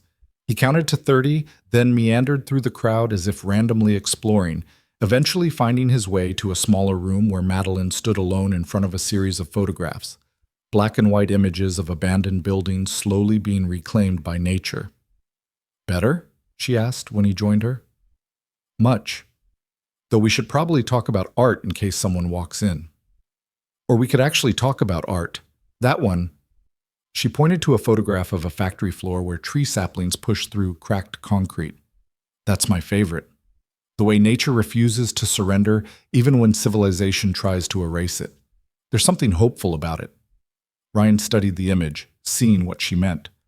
It's about resilience. Oh, everything worth surviving is about resilience. Madeline's voice carried layers of meaning.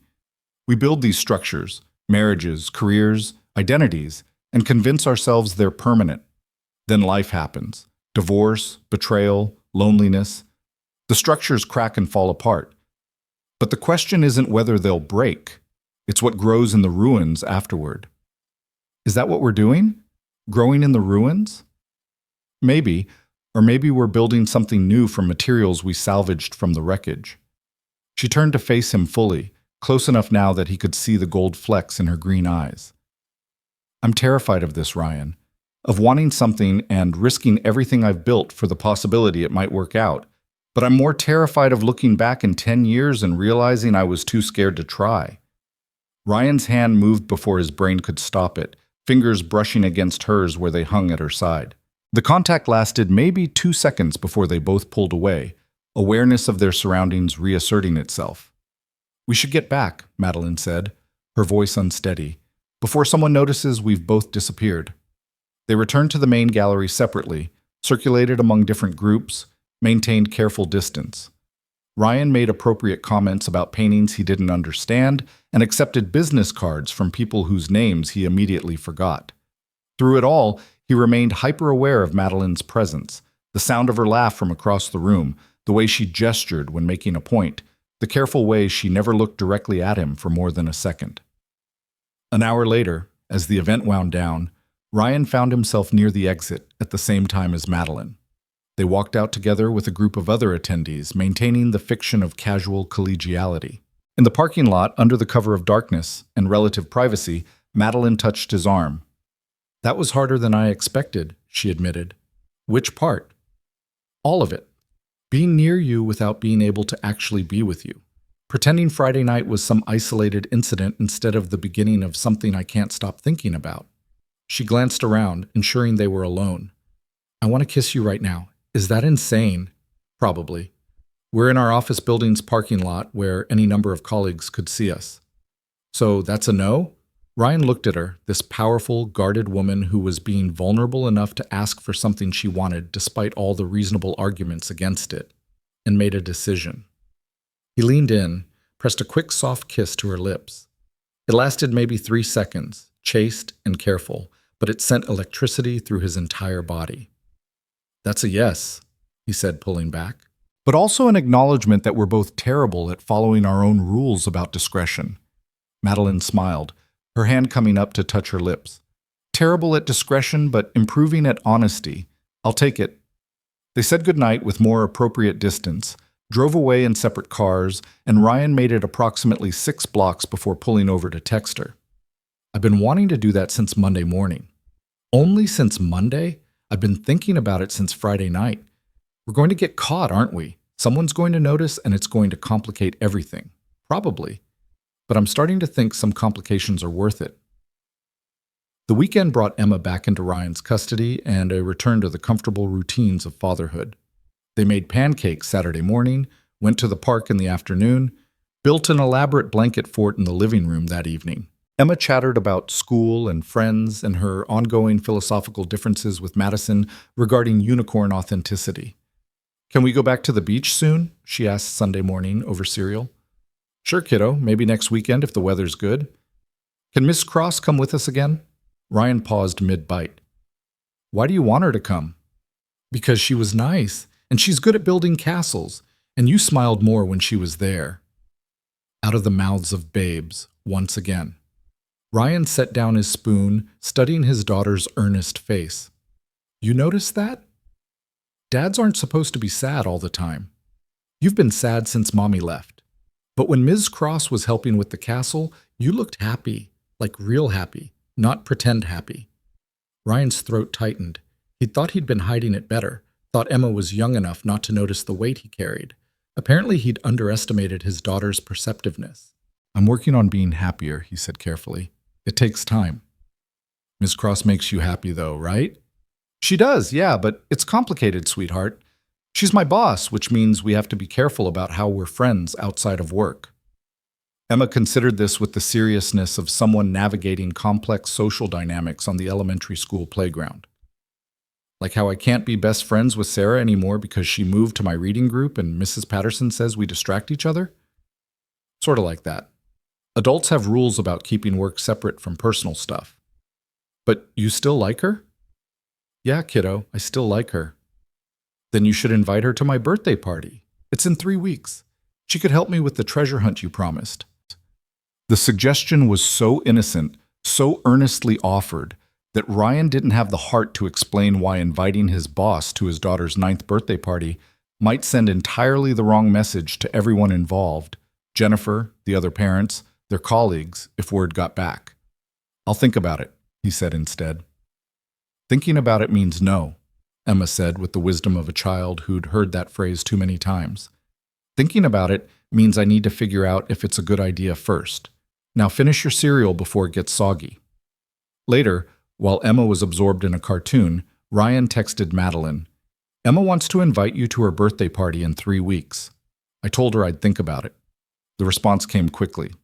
That's sweet, but probably not a good idea, right? Too public, too many questions. That's what I thought. But she specifically said she smiled more when you were at the beach. Apparently, I haven't been hiding my loneliness as well as I thought. Kids see everything. It's both wonderful and terrifying. She really likes you, keeps asking when you'll help us build another castle. I'd like that too. Maybe we can arrange something more private? Not a party with other parents, just the 3 of us? Ryan stared at the text, his heart doing complicated things. Madeline wanted to spend time with Emma, wanted to be part of these moments, not just exist in the separate sphere of their adult relationship. That meant something. That meant she was thinking about this as more than a casual connection. That could work. Next weekend, maybe? Low key, just beach time. I'd love that. Fair warning, though, I'm getting emotionally invested here. In you, in Emma, in this whole messy, complicated situation. If that's too much too fast, tell me now. Ryan looked at his daughter on the couch, at the fort they'd built together, at the life he'd carefully constructed in the aftermath of divorce. Adding someone new to that life meant risk. Meant the possibility of Emma getting attached to someone who might not stay. Meant opening himself up to loss again, but it also meant the possibility of building something good, something whole, something that grew in the ruins of what had fallen apart. It's not too much, he typed. It's exactly right. And that terrifies me, but I'm doing it anyway. Good. Because I'm all in, Ryan. Whatever this becomes, I'm committed to figuring it out with you. Ryan sat there in his living room, his daughter singing along to cartoon characters, and let himself feel something he hadn't allowed in years. Hope. Not the fragile, desperate hope of someone clinging to wreckage, but the solid, grounded hope of someone who'd survived the breaking and was ready to build again. The following Saturday arrived with perfect beach weather, clear skies, gentle breeze, the kind of Florida morning that made postcards look understated. Ryan loaded the car with their usual beach supplies while Emma vibrated with excitement, asking every 30 seconds if Ms. Cross was really coming and what time she'd be there and whether they should build an even bigger castle this time. She'll be there at 10, Ryan said for the 5th time. And yes, we can build whatever castle you want. With 8 towers this time, 1 for each year I've been alive, plus 1 for good luck. 8 towers it is. They arrived early, claimed their usual spot near the water, and Emma immediately began planning the castle's architecture with the seriousness of a professional engineer. Ryan set up the umbrella and chairs, checked his phone compulsively, and tried not to think about all the ways this could go wrong. Introducing Madeline to more of his world with Emma felt significant. It meant crossing a threshold from casual dating into something with weight and permanence. It meant Emma might get attached, might start hoping for things that Ryan couldn't guarantee, might get hurt if this relationship didn't survive the complexities stacked against it. But it also meant honoring what Madeline had said about being all in, about not wasting time pretending she didn't want things, about building something real instead of hiding behind fear. Madeline appeared at 10 o'clock exactly, walking across the sand in denim shorts and a white t-shirt that made her look younger and softer than her usual corporate armor allowed. Emma spotted her first and went running, crashing into Madeline with the enthusiastic hug of a child who'd decided someone was important. You came! Daddy said you would, but I was worried maybe you got busy with work stuff. Madeline laughed, steadying herself against Emma's impact. I promised, didn't I? And I always keep my promises. We're building 8 towers today. That's 1 for every year I've been alive, plus luck. 8 towers is very ambitious. We'll need a solid foundation. Emma grabbed Madeline's hand and started pulling her toward their spot, chattering about her detailed plans. Madeline caught Ryan's eye over Emma's head and smiled, a real, unguarded smile that made his chest feel too full. Hey, she said when they reached the umbrella. Hey yourself. Thanks for coming. Thanks for inviting me. She set down her beach bag, pulled out sunscreen. Fair warning, I'm going to be terrible at this. I don't actually know how to relax. Then you'll fit right in with us. Emma's idea of relaxation involves complex engineering projects, and I spend most beach days worrying about sunburn and riptides. Perfect. A family of overachievers and anxious planners. The word family hung in the air between them for a moment, significant and dangerous. Emma didn't notice, already digging in the sand with focused determination, but Ryan noticed, and from the way Madeline's expression shifted, so did she. They spent the morning building the most elaborate sandcastle Ryan had ever attempted. Emma directed operations like a general commanding troops, assigning each adult specific towers while she worked on the central courtyard. Madeline threw herself into the project with unexpected enthusiasm, her hands covered in wet sand, her hair escaping its ponytail in the breeze, her laughter genuine and frequent. "This tower's leaning," she announced, studying her work critically. "All towers lean eventually," Emma said with the philosophical acceptance of someone who'd built and lost many castles. "The ocean always wins in the end. We just enjoy them while they're here." Madeline looked at Ryan, something vulnerable in her expression. "Your daughter is the wisest person I've ever met." "She gets it from her mother," Ryan said automatically, then felt guilty for the deflection. "Actually, no. Emma gets it from being Emma. She sees the world clearly in ways adults have forgotten how to." They worked in comfortable silence for a while, the kind of easy companionship that Ryan had thought impossible after the divorce. Jennifer had been many things, but she'd never been comfortable with silence, always filling space with conversation or music or television, always needing noise to feel connected. Madeline seemed content to just exist beside him, occasionally offering observations about tower height or moat depth, but mostly just being present. "I need shells for decoration," Emma announced once the basic structure was complete. "Daddy, come help me find good ones." Ryan started to stand, but Madeline touched his arm. "I'll go with her. You've been running around all morning. Rest for a minute." Before Ryan could protest, Emma had grabbed Madeline's hand and they were walking down the beach together, Emma's enthusiastic chatter carrying back on the wind.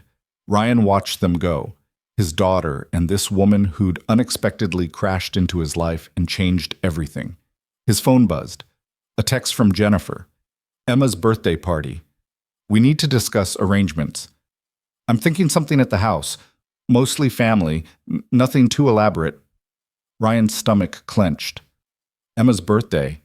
Jennifer would expect to host, or at least co-host, would have opinions about the guest list and the cake and every other detail.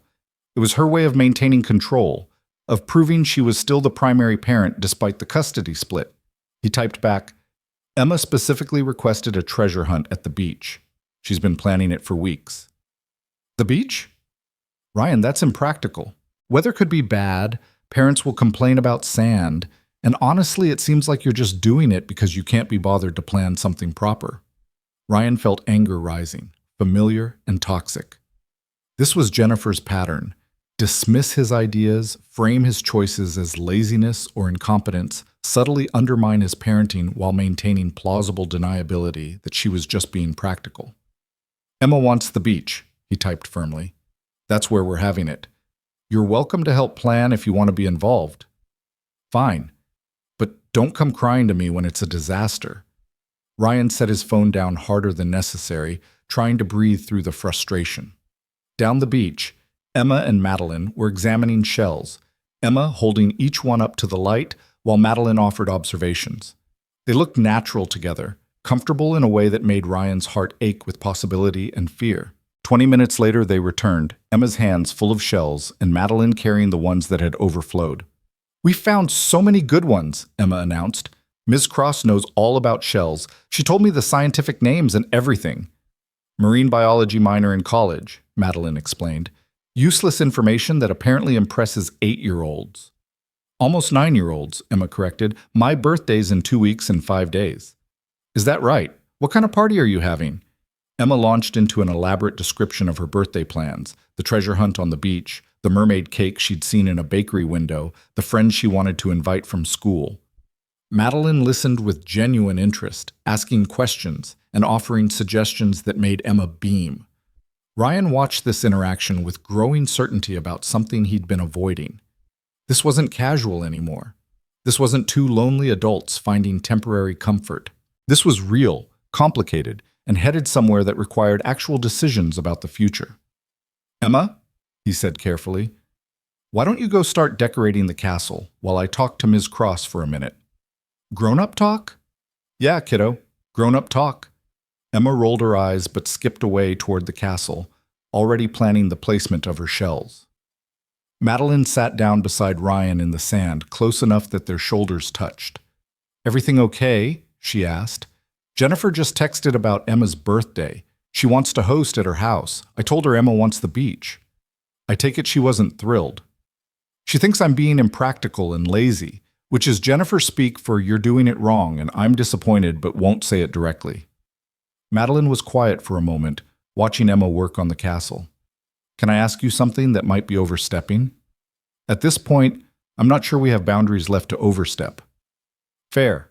How much of your difficulty with Jennifer is actually about Emma, and how much is about you proving you're a good father despite the divorce?"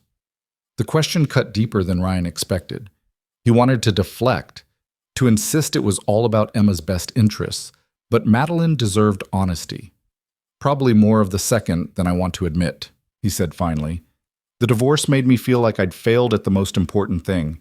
Being a good father to Emma is how I prove to myself and to Jennifer that I'm not a complete disaster.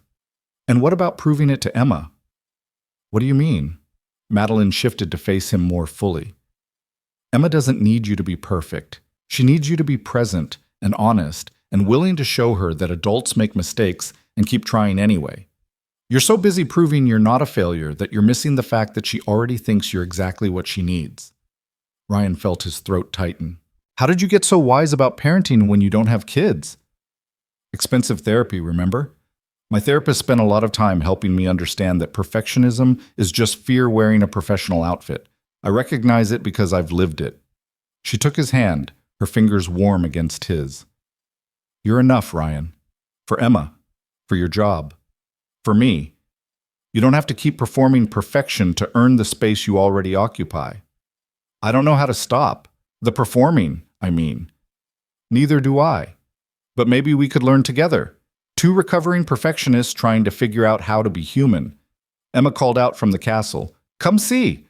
I finished the garden." They walked over to admire her work, an elaborate arrangement of shells forming pathways and flower beds around the castle base. Emma explained each design choice with the seriousness of a museum curator, and Madeline asked thoughtful questions that made Emma glow with pride. The tide was starting to come in, each wave reaching a little farther up the beach. Emma watched the water with philosophical acceptance. "We should build another one next time," she said. "Bigger and better. Now that we know what we're doing." "That sounds like a plan," Madeline agreed, then looked at Ryan. "If that's okay with your dad." "More than okay." Ryan pulled out his phone, opened the calendar. "Emma's birthday is in 2 weeks. The Saturday after would be good for another beach day, if you're free." He was offering more than a beach date, and they both knew it. He was offering consistency, presence, the beginning of something that looked like real commitment. Madeline's eyes widened slightly, understanding the significance. "I'm free," she said. "I'll mark it down." The first wave reached the castle's outer wall, softening the edges. Emma laughed and ran up the beach to avoid getting soaked. The second wave took out 2 towers. By the 5th wave, the castle was a formless mound of wet sand, all their morning's work erased by the ocean's indifferent persistence. "Gone already," Emma said, but she sounded satisfied rather than sad. "That's okay. We know how to build better ones now." They packed up their things slowly, none of them quite ready for the day to end. Emma chattered about what she wanted for lunch, about a book she was reading in school, about whether dolphins could actually understand human speech if they tried hard enough. In the parking lot, Madeline leaned against her car and looked at Ryan with an expression he couldn't quite read. "I had fun today," she said. "Real fun, the kind I'd forgotten existed." "Me too." "Ryan, I need to tell you something, and I need you to hear it knowing I'm not expecting anything in return. I'm just being honest." His stomach clenched. "Okay. I'm falling for you, for both of you, really. Emma's incredible, and you're—" She paused, searching for words. "You're everything I didn't know I was looking for. I know it's fast. I know we're still figuring this out. But I need you to know where I stand." Ryan's heart hammered against his ribs. The smart thing would be to pump the brakes, to remind her about all the complications, to protect both of them from moving too fast. But looking at her, Sand in her hair, sun on her face, vulnerability in her eyes. The smart thing felt like the wrong thing. "I'm falling for you too," he said. "It terrifies me because I've already failed at one relationship and I can't afford to fail at this one. Not with Emma getting attached, not with our jobs tangled up in it, but I'm all in anyway because I think this might be real." Madeline's smile could have powered the entire city. Real is terrifying. Real is everything. She kissed him then, right there in the beach parking lot where anyone could see, and Ryan stopped caring about discretion or professional boundaries or any of the careful rules they'd established. This was real and messy and completely worth the risk. When they finally pulled apart, Emma was knocking on the car window, making exaggerated kissy faces. Both adults laughed, heat flooding their faces like teenagers caught by parents. "She's never going to let me live this down," Ryan said. "Good.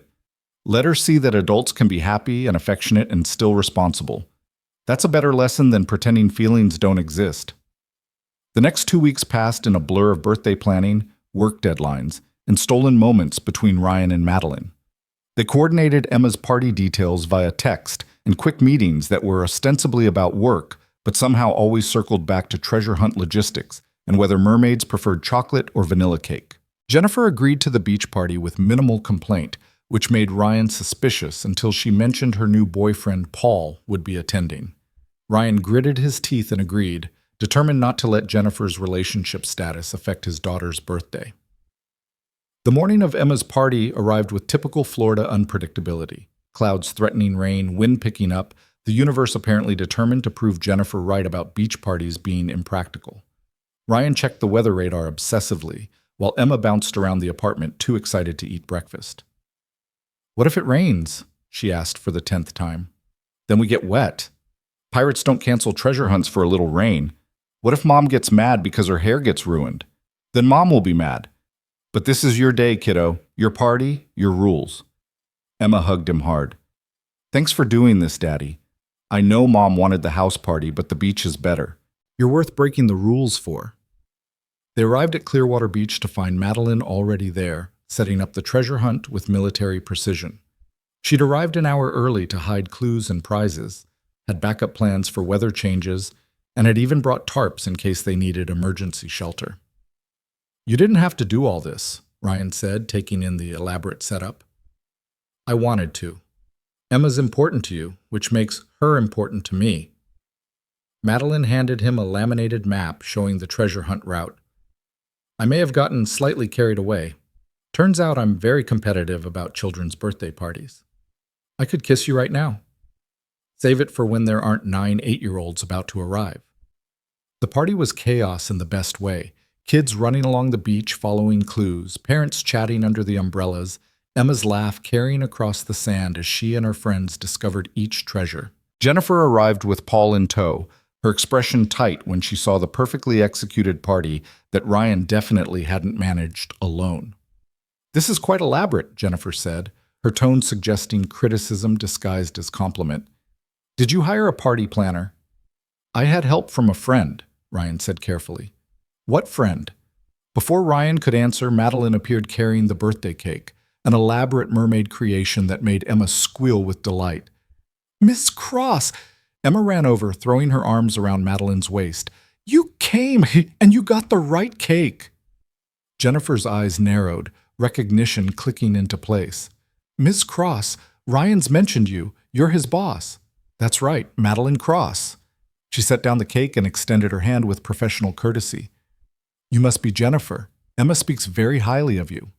The tension crackled thick enough to cut. Jennifer shook Madeline's hand with the calculating expression of someone reassessing a situation. Her boyfriend Paul looked confused, clearly not briefed on the complexity of the dynamics he'd walked into.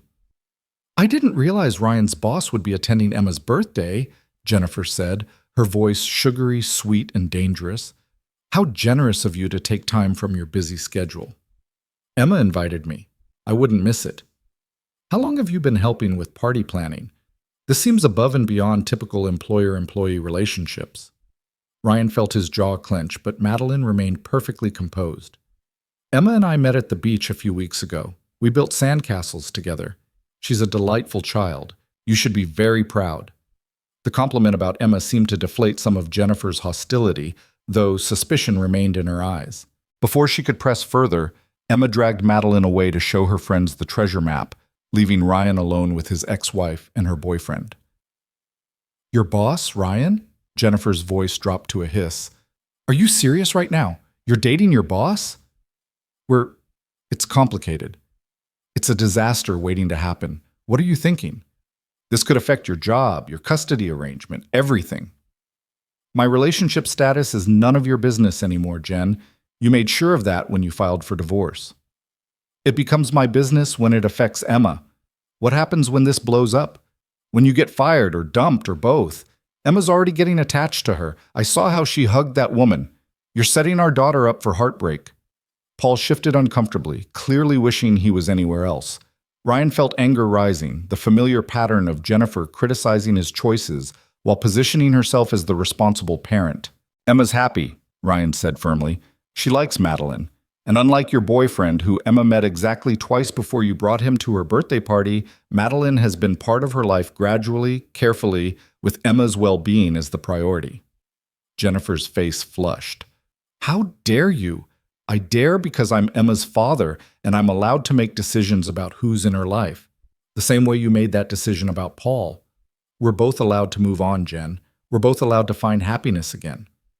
Or is that privilege only extended to you? Jennifer stared at him, something like surprise crossing her face. In 2 years of custody negotiations, intense handoffs, and passive-aggressive text exchanges, Ryan had never pushed back this directly. He'd always been conciliatory, always tried to keep the peace, always absorbed her criticism without defending himself. The party's lovely, she said finally, changing tactics. Emma seems happy. That's what matters. It wasn't an apology or an admission that she'd overstepped, but for Jennifer, it was as close as she'd get to acknowledging she'd been wrong. Ryan accepted it with a nod and escaped to help Madeline supervise the treasure hunt's grand finale. They found the main treasure chest together, all 9 kids digging in the sand where X marked the spot, their shrieks of excitement loud enough to scatter seagulls. Inside were small toys and candy, and for Emma, a special gift from Madeline, a delicate glass sandcastle that caught the light and threw rainbow prisms across the sand. It's beautiful, Emma breathed, holding it carefully. I can keep it forever and remember today. Some castles do last, Madeline said softly, her eyes meeting Ryan's over Emma's head, when they're built with the right materials and protected carefully. The party wound down as afternoon turned to evening. Parents collected their sugar-high children, Emma opened presents with appropriate enthusiasm, and Jennifer left with Paul after a stilted goodbye that suggested she was reassessing everything she thought she knew about her ex-husband. Finally, it was just Ryan, Madeline, and Emma sitting in the sand watching the sunset paint the sky in impossible colors. "Best birthday ever," Emma announced, leaning against Ryan with satisfied exhaustion. "Thank you, Daddy, and thank you, Ms. Cross." "You can call me Madeline," Madeline said gently. "If you want to." Emma considered this seriously. "Is that because you're not just Daddy's boss anymore? Because you're his girlfriend?" Ryan choked on air. Madeline's eyes went wide. Neither of them had discussed how to handle this conversation with Emma. "What makes you think that?" Ryan managed. "You look at each other the way Princess Anna looks at Kristoff in Frozen, all googly and smiley. Plus you kissed in the parking lot 2 weeks ago, and I saw it even though you thought I didn't." Ryan looked at Madeline helplessly. She was trying very hard not to laugh. "You're right," Madeline said finally. "Your dad and I care about each other very much. Is that okay with you?" Emma shrugged. "As long as you keep helping with sandcastles and you're nice to Daddy, I think it's good. He smiles more now, like real smiles, not sad smiles. I'll always be nice to your dad, and I love building sandcastles with you." "Good." Emma stood, brushed sand from her legs. "Can we go get ice cream now? Birthday tradition." They went for ice cream, a new tradition. The 3 of them crowded into a booth at Emma's favorite shop while she recounted every detail of her party to anyone who would listen. Then they drove Emma back to Ryan's apartment, where she fell asleep almost immediately, exhausted from excitement and sugar and the particular contentment of a birthday well celebrated. Ryan and Madeline stood in his living room, suddenly aware they were alone together in his space for the first time since this all began. "Thank you," Ryan said, "for today, for the treasure hunt and the cake and handling Jennifer with more grace than she deserved. Jennifer's protecting her daughter. I can't fault her for that, even if her methods are questionable." Madeline sat on the couch, patted the space beside her. "Besides, she's not wrong to worry. This is complicated." Ryan sat down, close enough that their thighs touched. "Are you having second thoughts?" "No, but I think we need to have a real conversation about what happens next. Not the careful, cautious version where we protect ourselves. The honest version where we admit what we want." "Okay," Ryan took her hand. "What do you want?" "I want this. Us. Emma. I want to keep building sandcastles and planning birthday parties and figuring out how to navigate your ex-wife and my career and all the complicated pieces. I want to risk it because I think what we could build together is worth more than the safety of staying alone. Even though I come with a daughter and an ex-wife and a job that requires you to be my boss? Especially because of those things. They're part of who you are, Ryan. I don't want the simplified version. I want the real, messy, complicated version." Ryan felt something unlock in his chest. The last piece of armor he'd been wearing, the final wall protecting him from being fully vulnerable. He kissed her, slow and deep, trying to communicate everything he couldn't put into words. "I want that too," he said when they finally pulled apart. "All of it. The mess and the complications and the risk.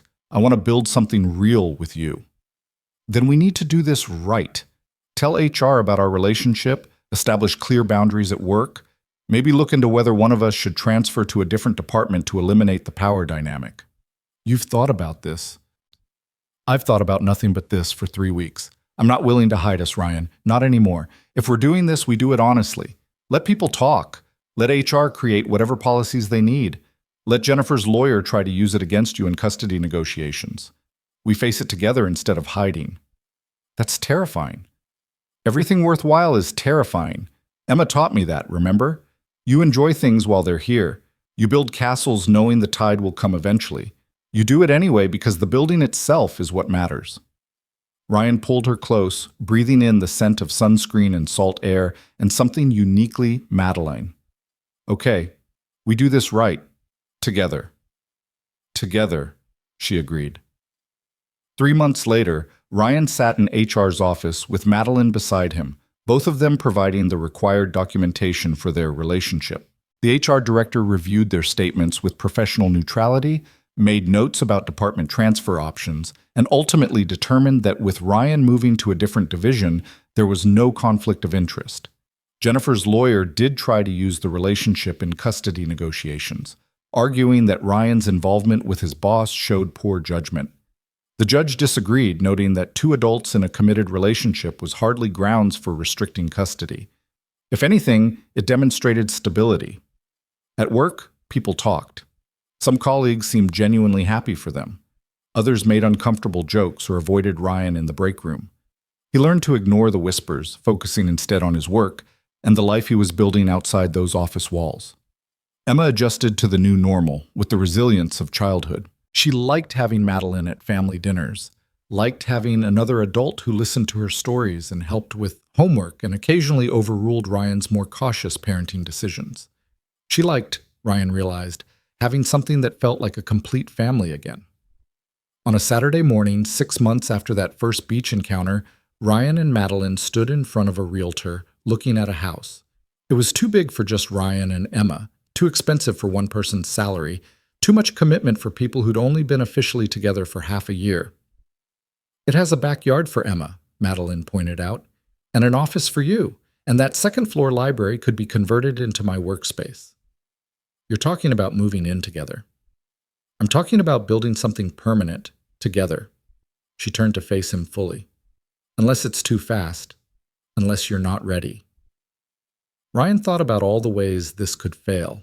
About Jennifer's inevitable reaction, about the risk of merging their lives so completely, about what would happen if this relationship eventually crumbled like his marriage had. Then he thought about Emma's 9th birthday, about sandcastles and treasure hunts, and the way Madeline had held his hand while facing down his ex-wife's judgment. He thought about 3 months of proving that what they'd built could withstand scrutiny and pressure and all the reasons it should have failed. "Let's make an offer," he said. The realtor beamed. Madeline's smile could have lit the entire neighborhood, and Ryan felt certain, for the first time since his divorce, that he was making exactly the right choice. They closed on the house 8 weeks later. Emma got to pick the color for her new bedroom, mermaid teal naturally. Ryan set up his office with Emma's help, which meant half his bookshelf space was dedicated to her favorite stories. Madeline converted the upstairs library into a workspace, but made sure to include a reading nook for Emma's visits. On their first night in the house, the three of them sat in the backyard while Emma chased fireflies and made wishes on evening stars. "Are you happy?" Madeline asked quietly. Ryan looked at his daughter laughing in the twilight, at this woman who'd crashed into his life through the universe's strangest intervention, at the home they'd chosen together. "Yeah," he said. "I really am." "Me too." She leaned her head on his shoulder. "Thank you for taking the risk, for being brave enough to try. Thank you for seeing me, for being willing to build something from the wreckage." Emma ran over, breathless and bright-eyed. "I caught 3 fireflies. Make wishes and let them go, right?" "Right," Ryan agreed. "What are you wishing for?" "Can't tell, or it won't come true." Emma held the fireflies carefully, then released them one at a time, watching them rise into the darkening sky. "But I think it already did come true, at least the important parts." Later, after Emma was asleep in her new room and Ryan and Madeline stood together, looking at boxes they still needed to unpack, Madeline said, "Do you ever think about how different everything would be if the wind hadn't blown my swimsuit away that day?" "Frequently. I also think about how embarrassing moments sometimes lead to the best outcomes. We should go back to that beach, build another castle, just the 3 of us." "Tomorrow?" "Tomorrow's perfect." The next morning, they returned to Clearwater Beach, to the spot where everything had changed. Emma directed construction on the most ambitious castle yet, 12 towers this time, 1 for each month of the year, because she'd decided the Queen needed to celebrate every season. They worked together under the Florida sun, 3 people who'd learned that the best things grow in unexpected places. The tide would come eventually, would reclaim their castle like it did all castles. But that was tomorrow's concern. Today they built towers, today they laughed, today they were together, which was enough. More than enough. Everything.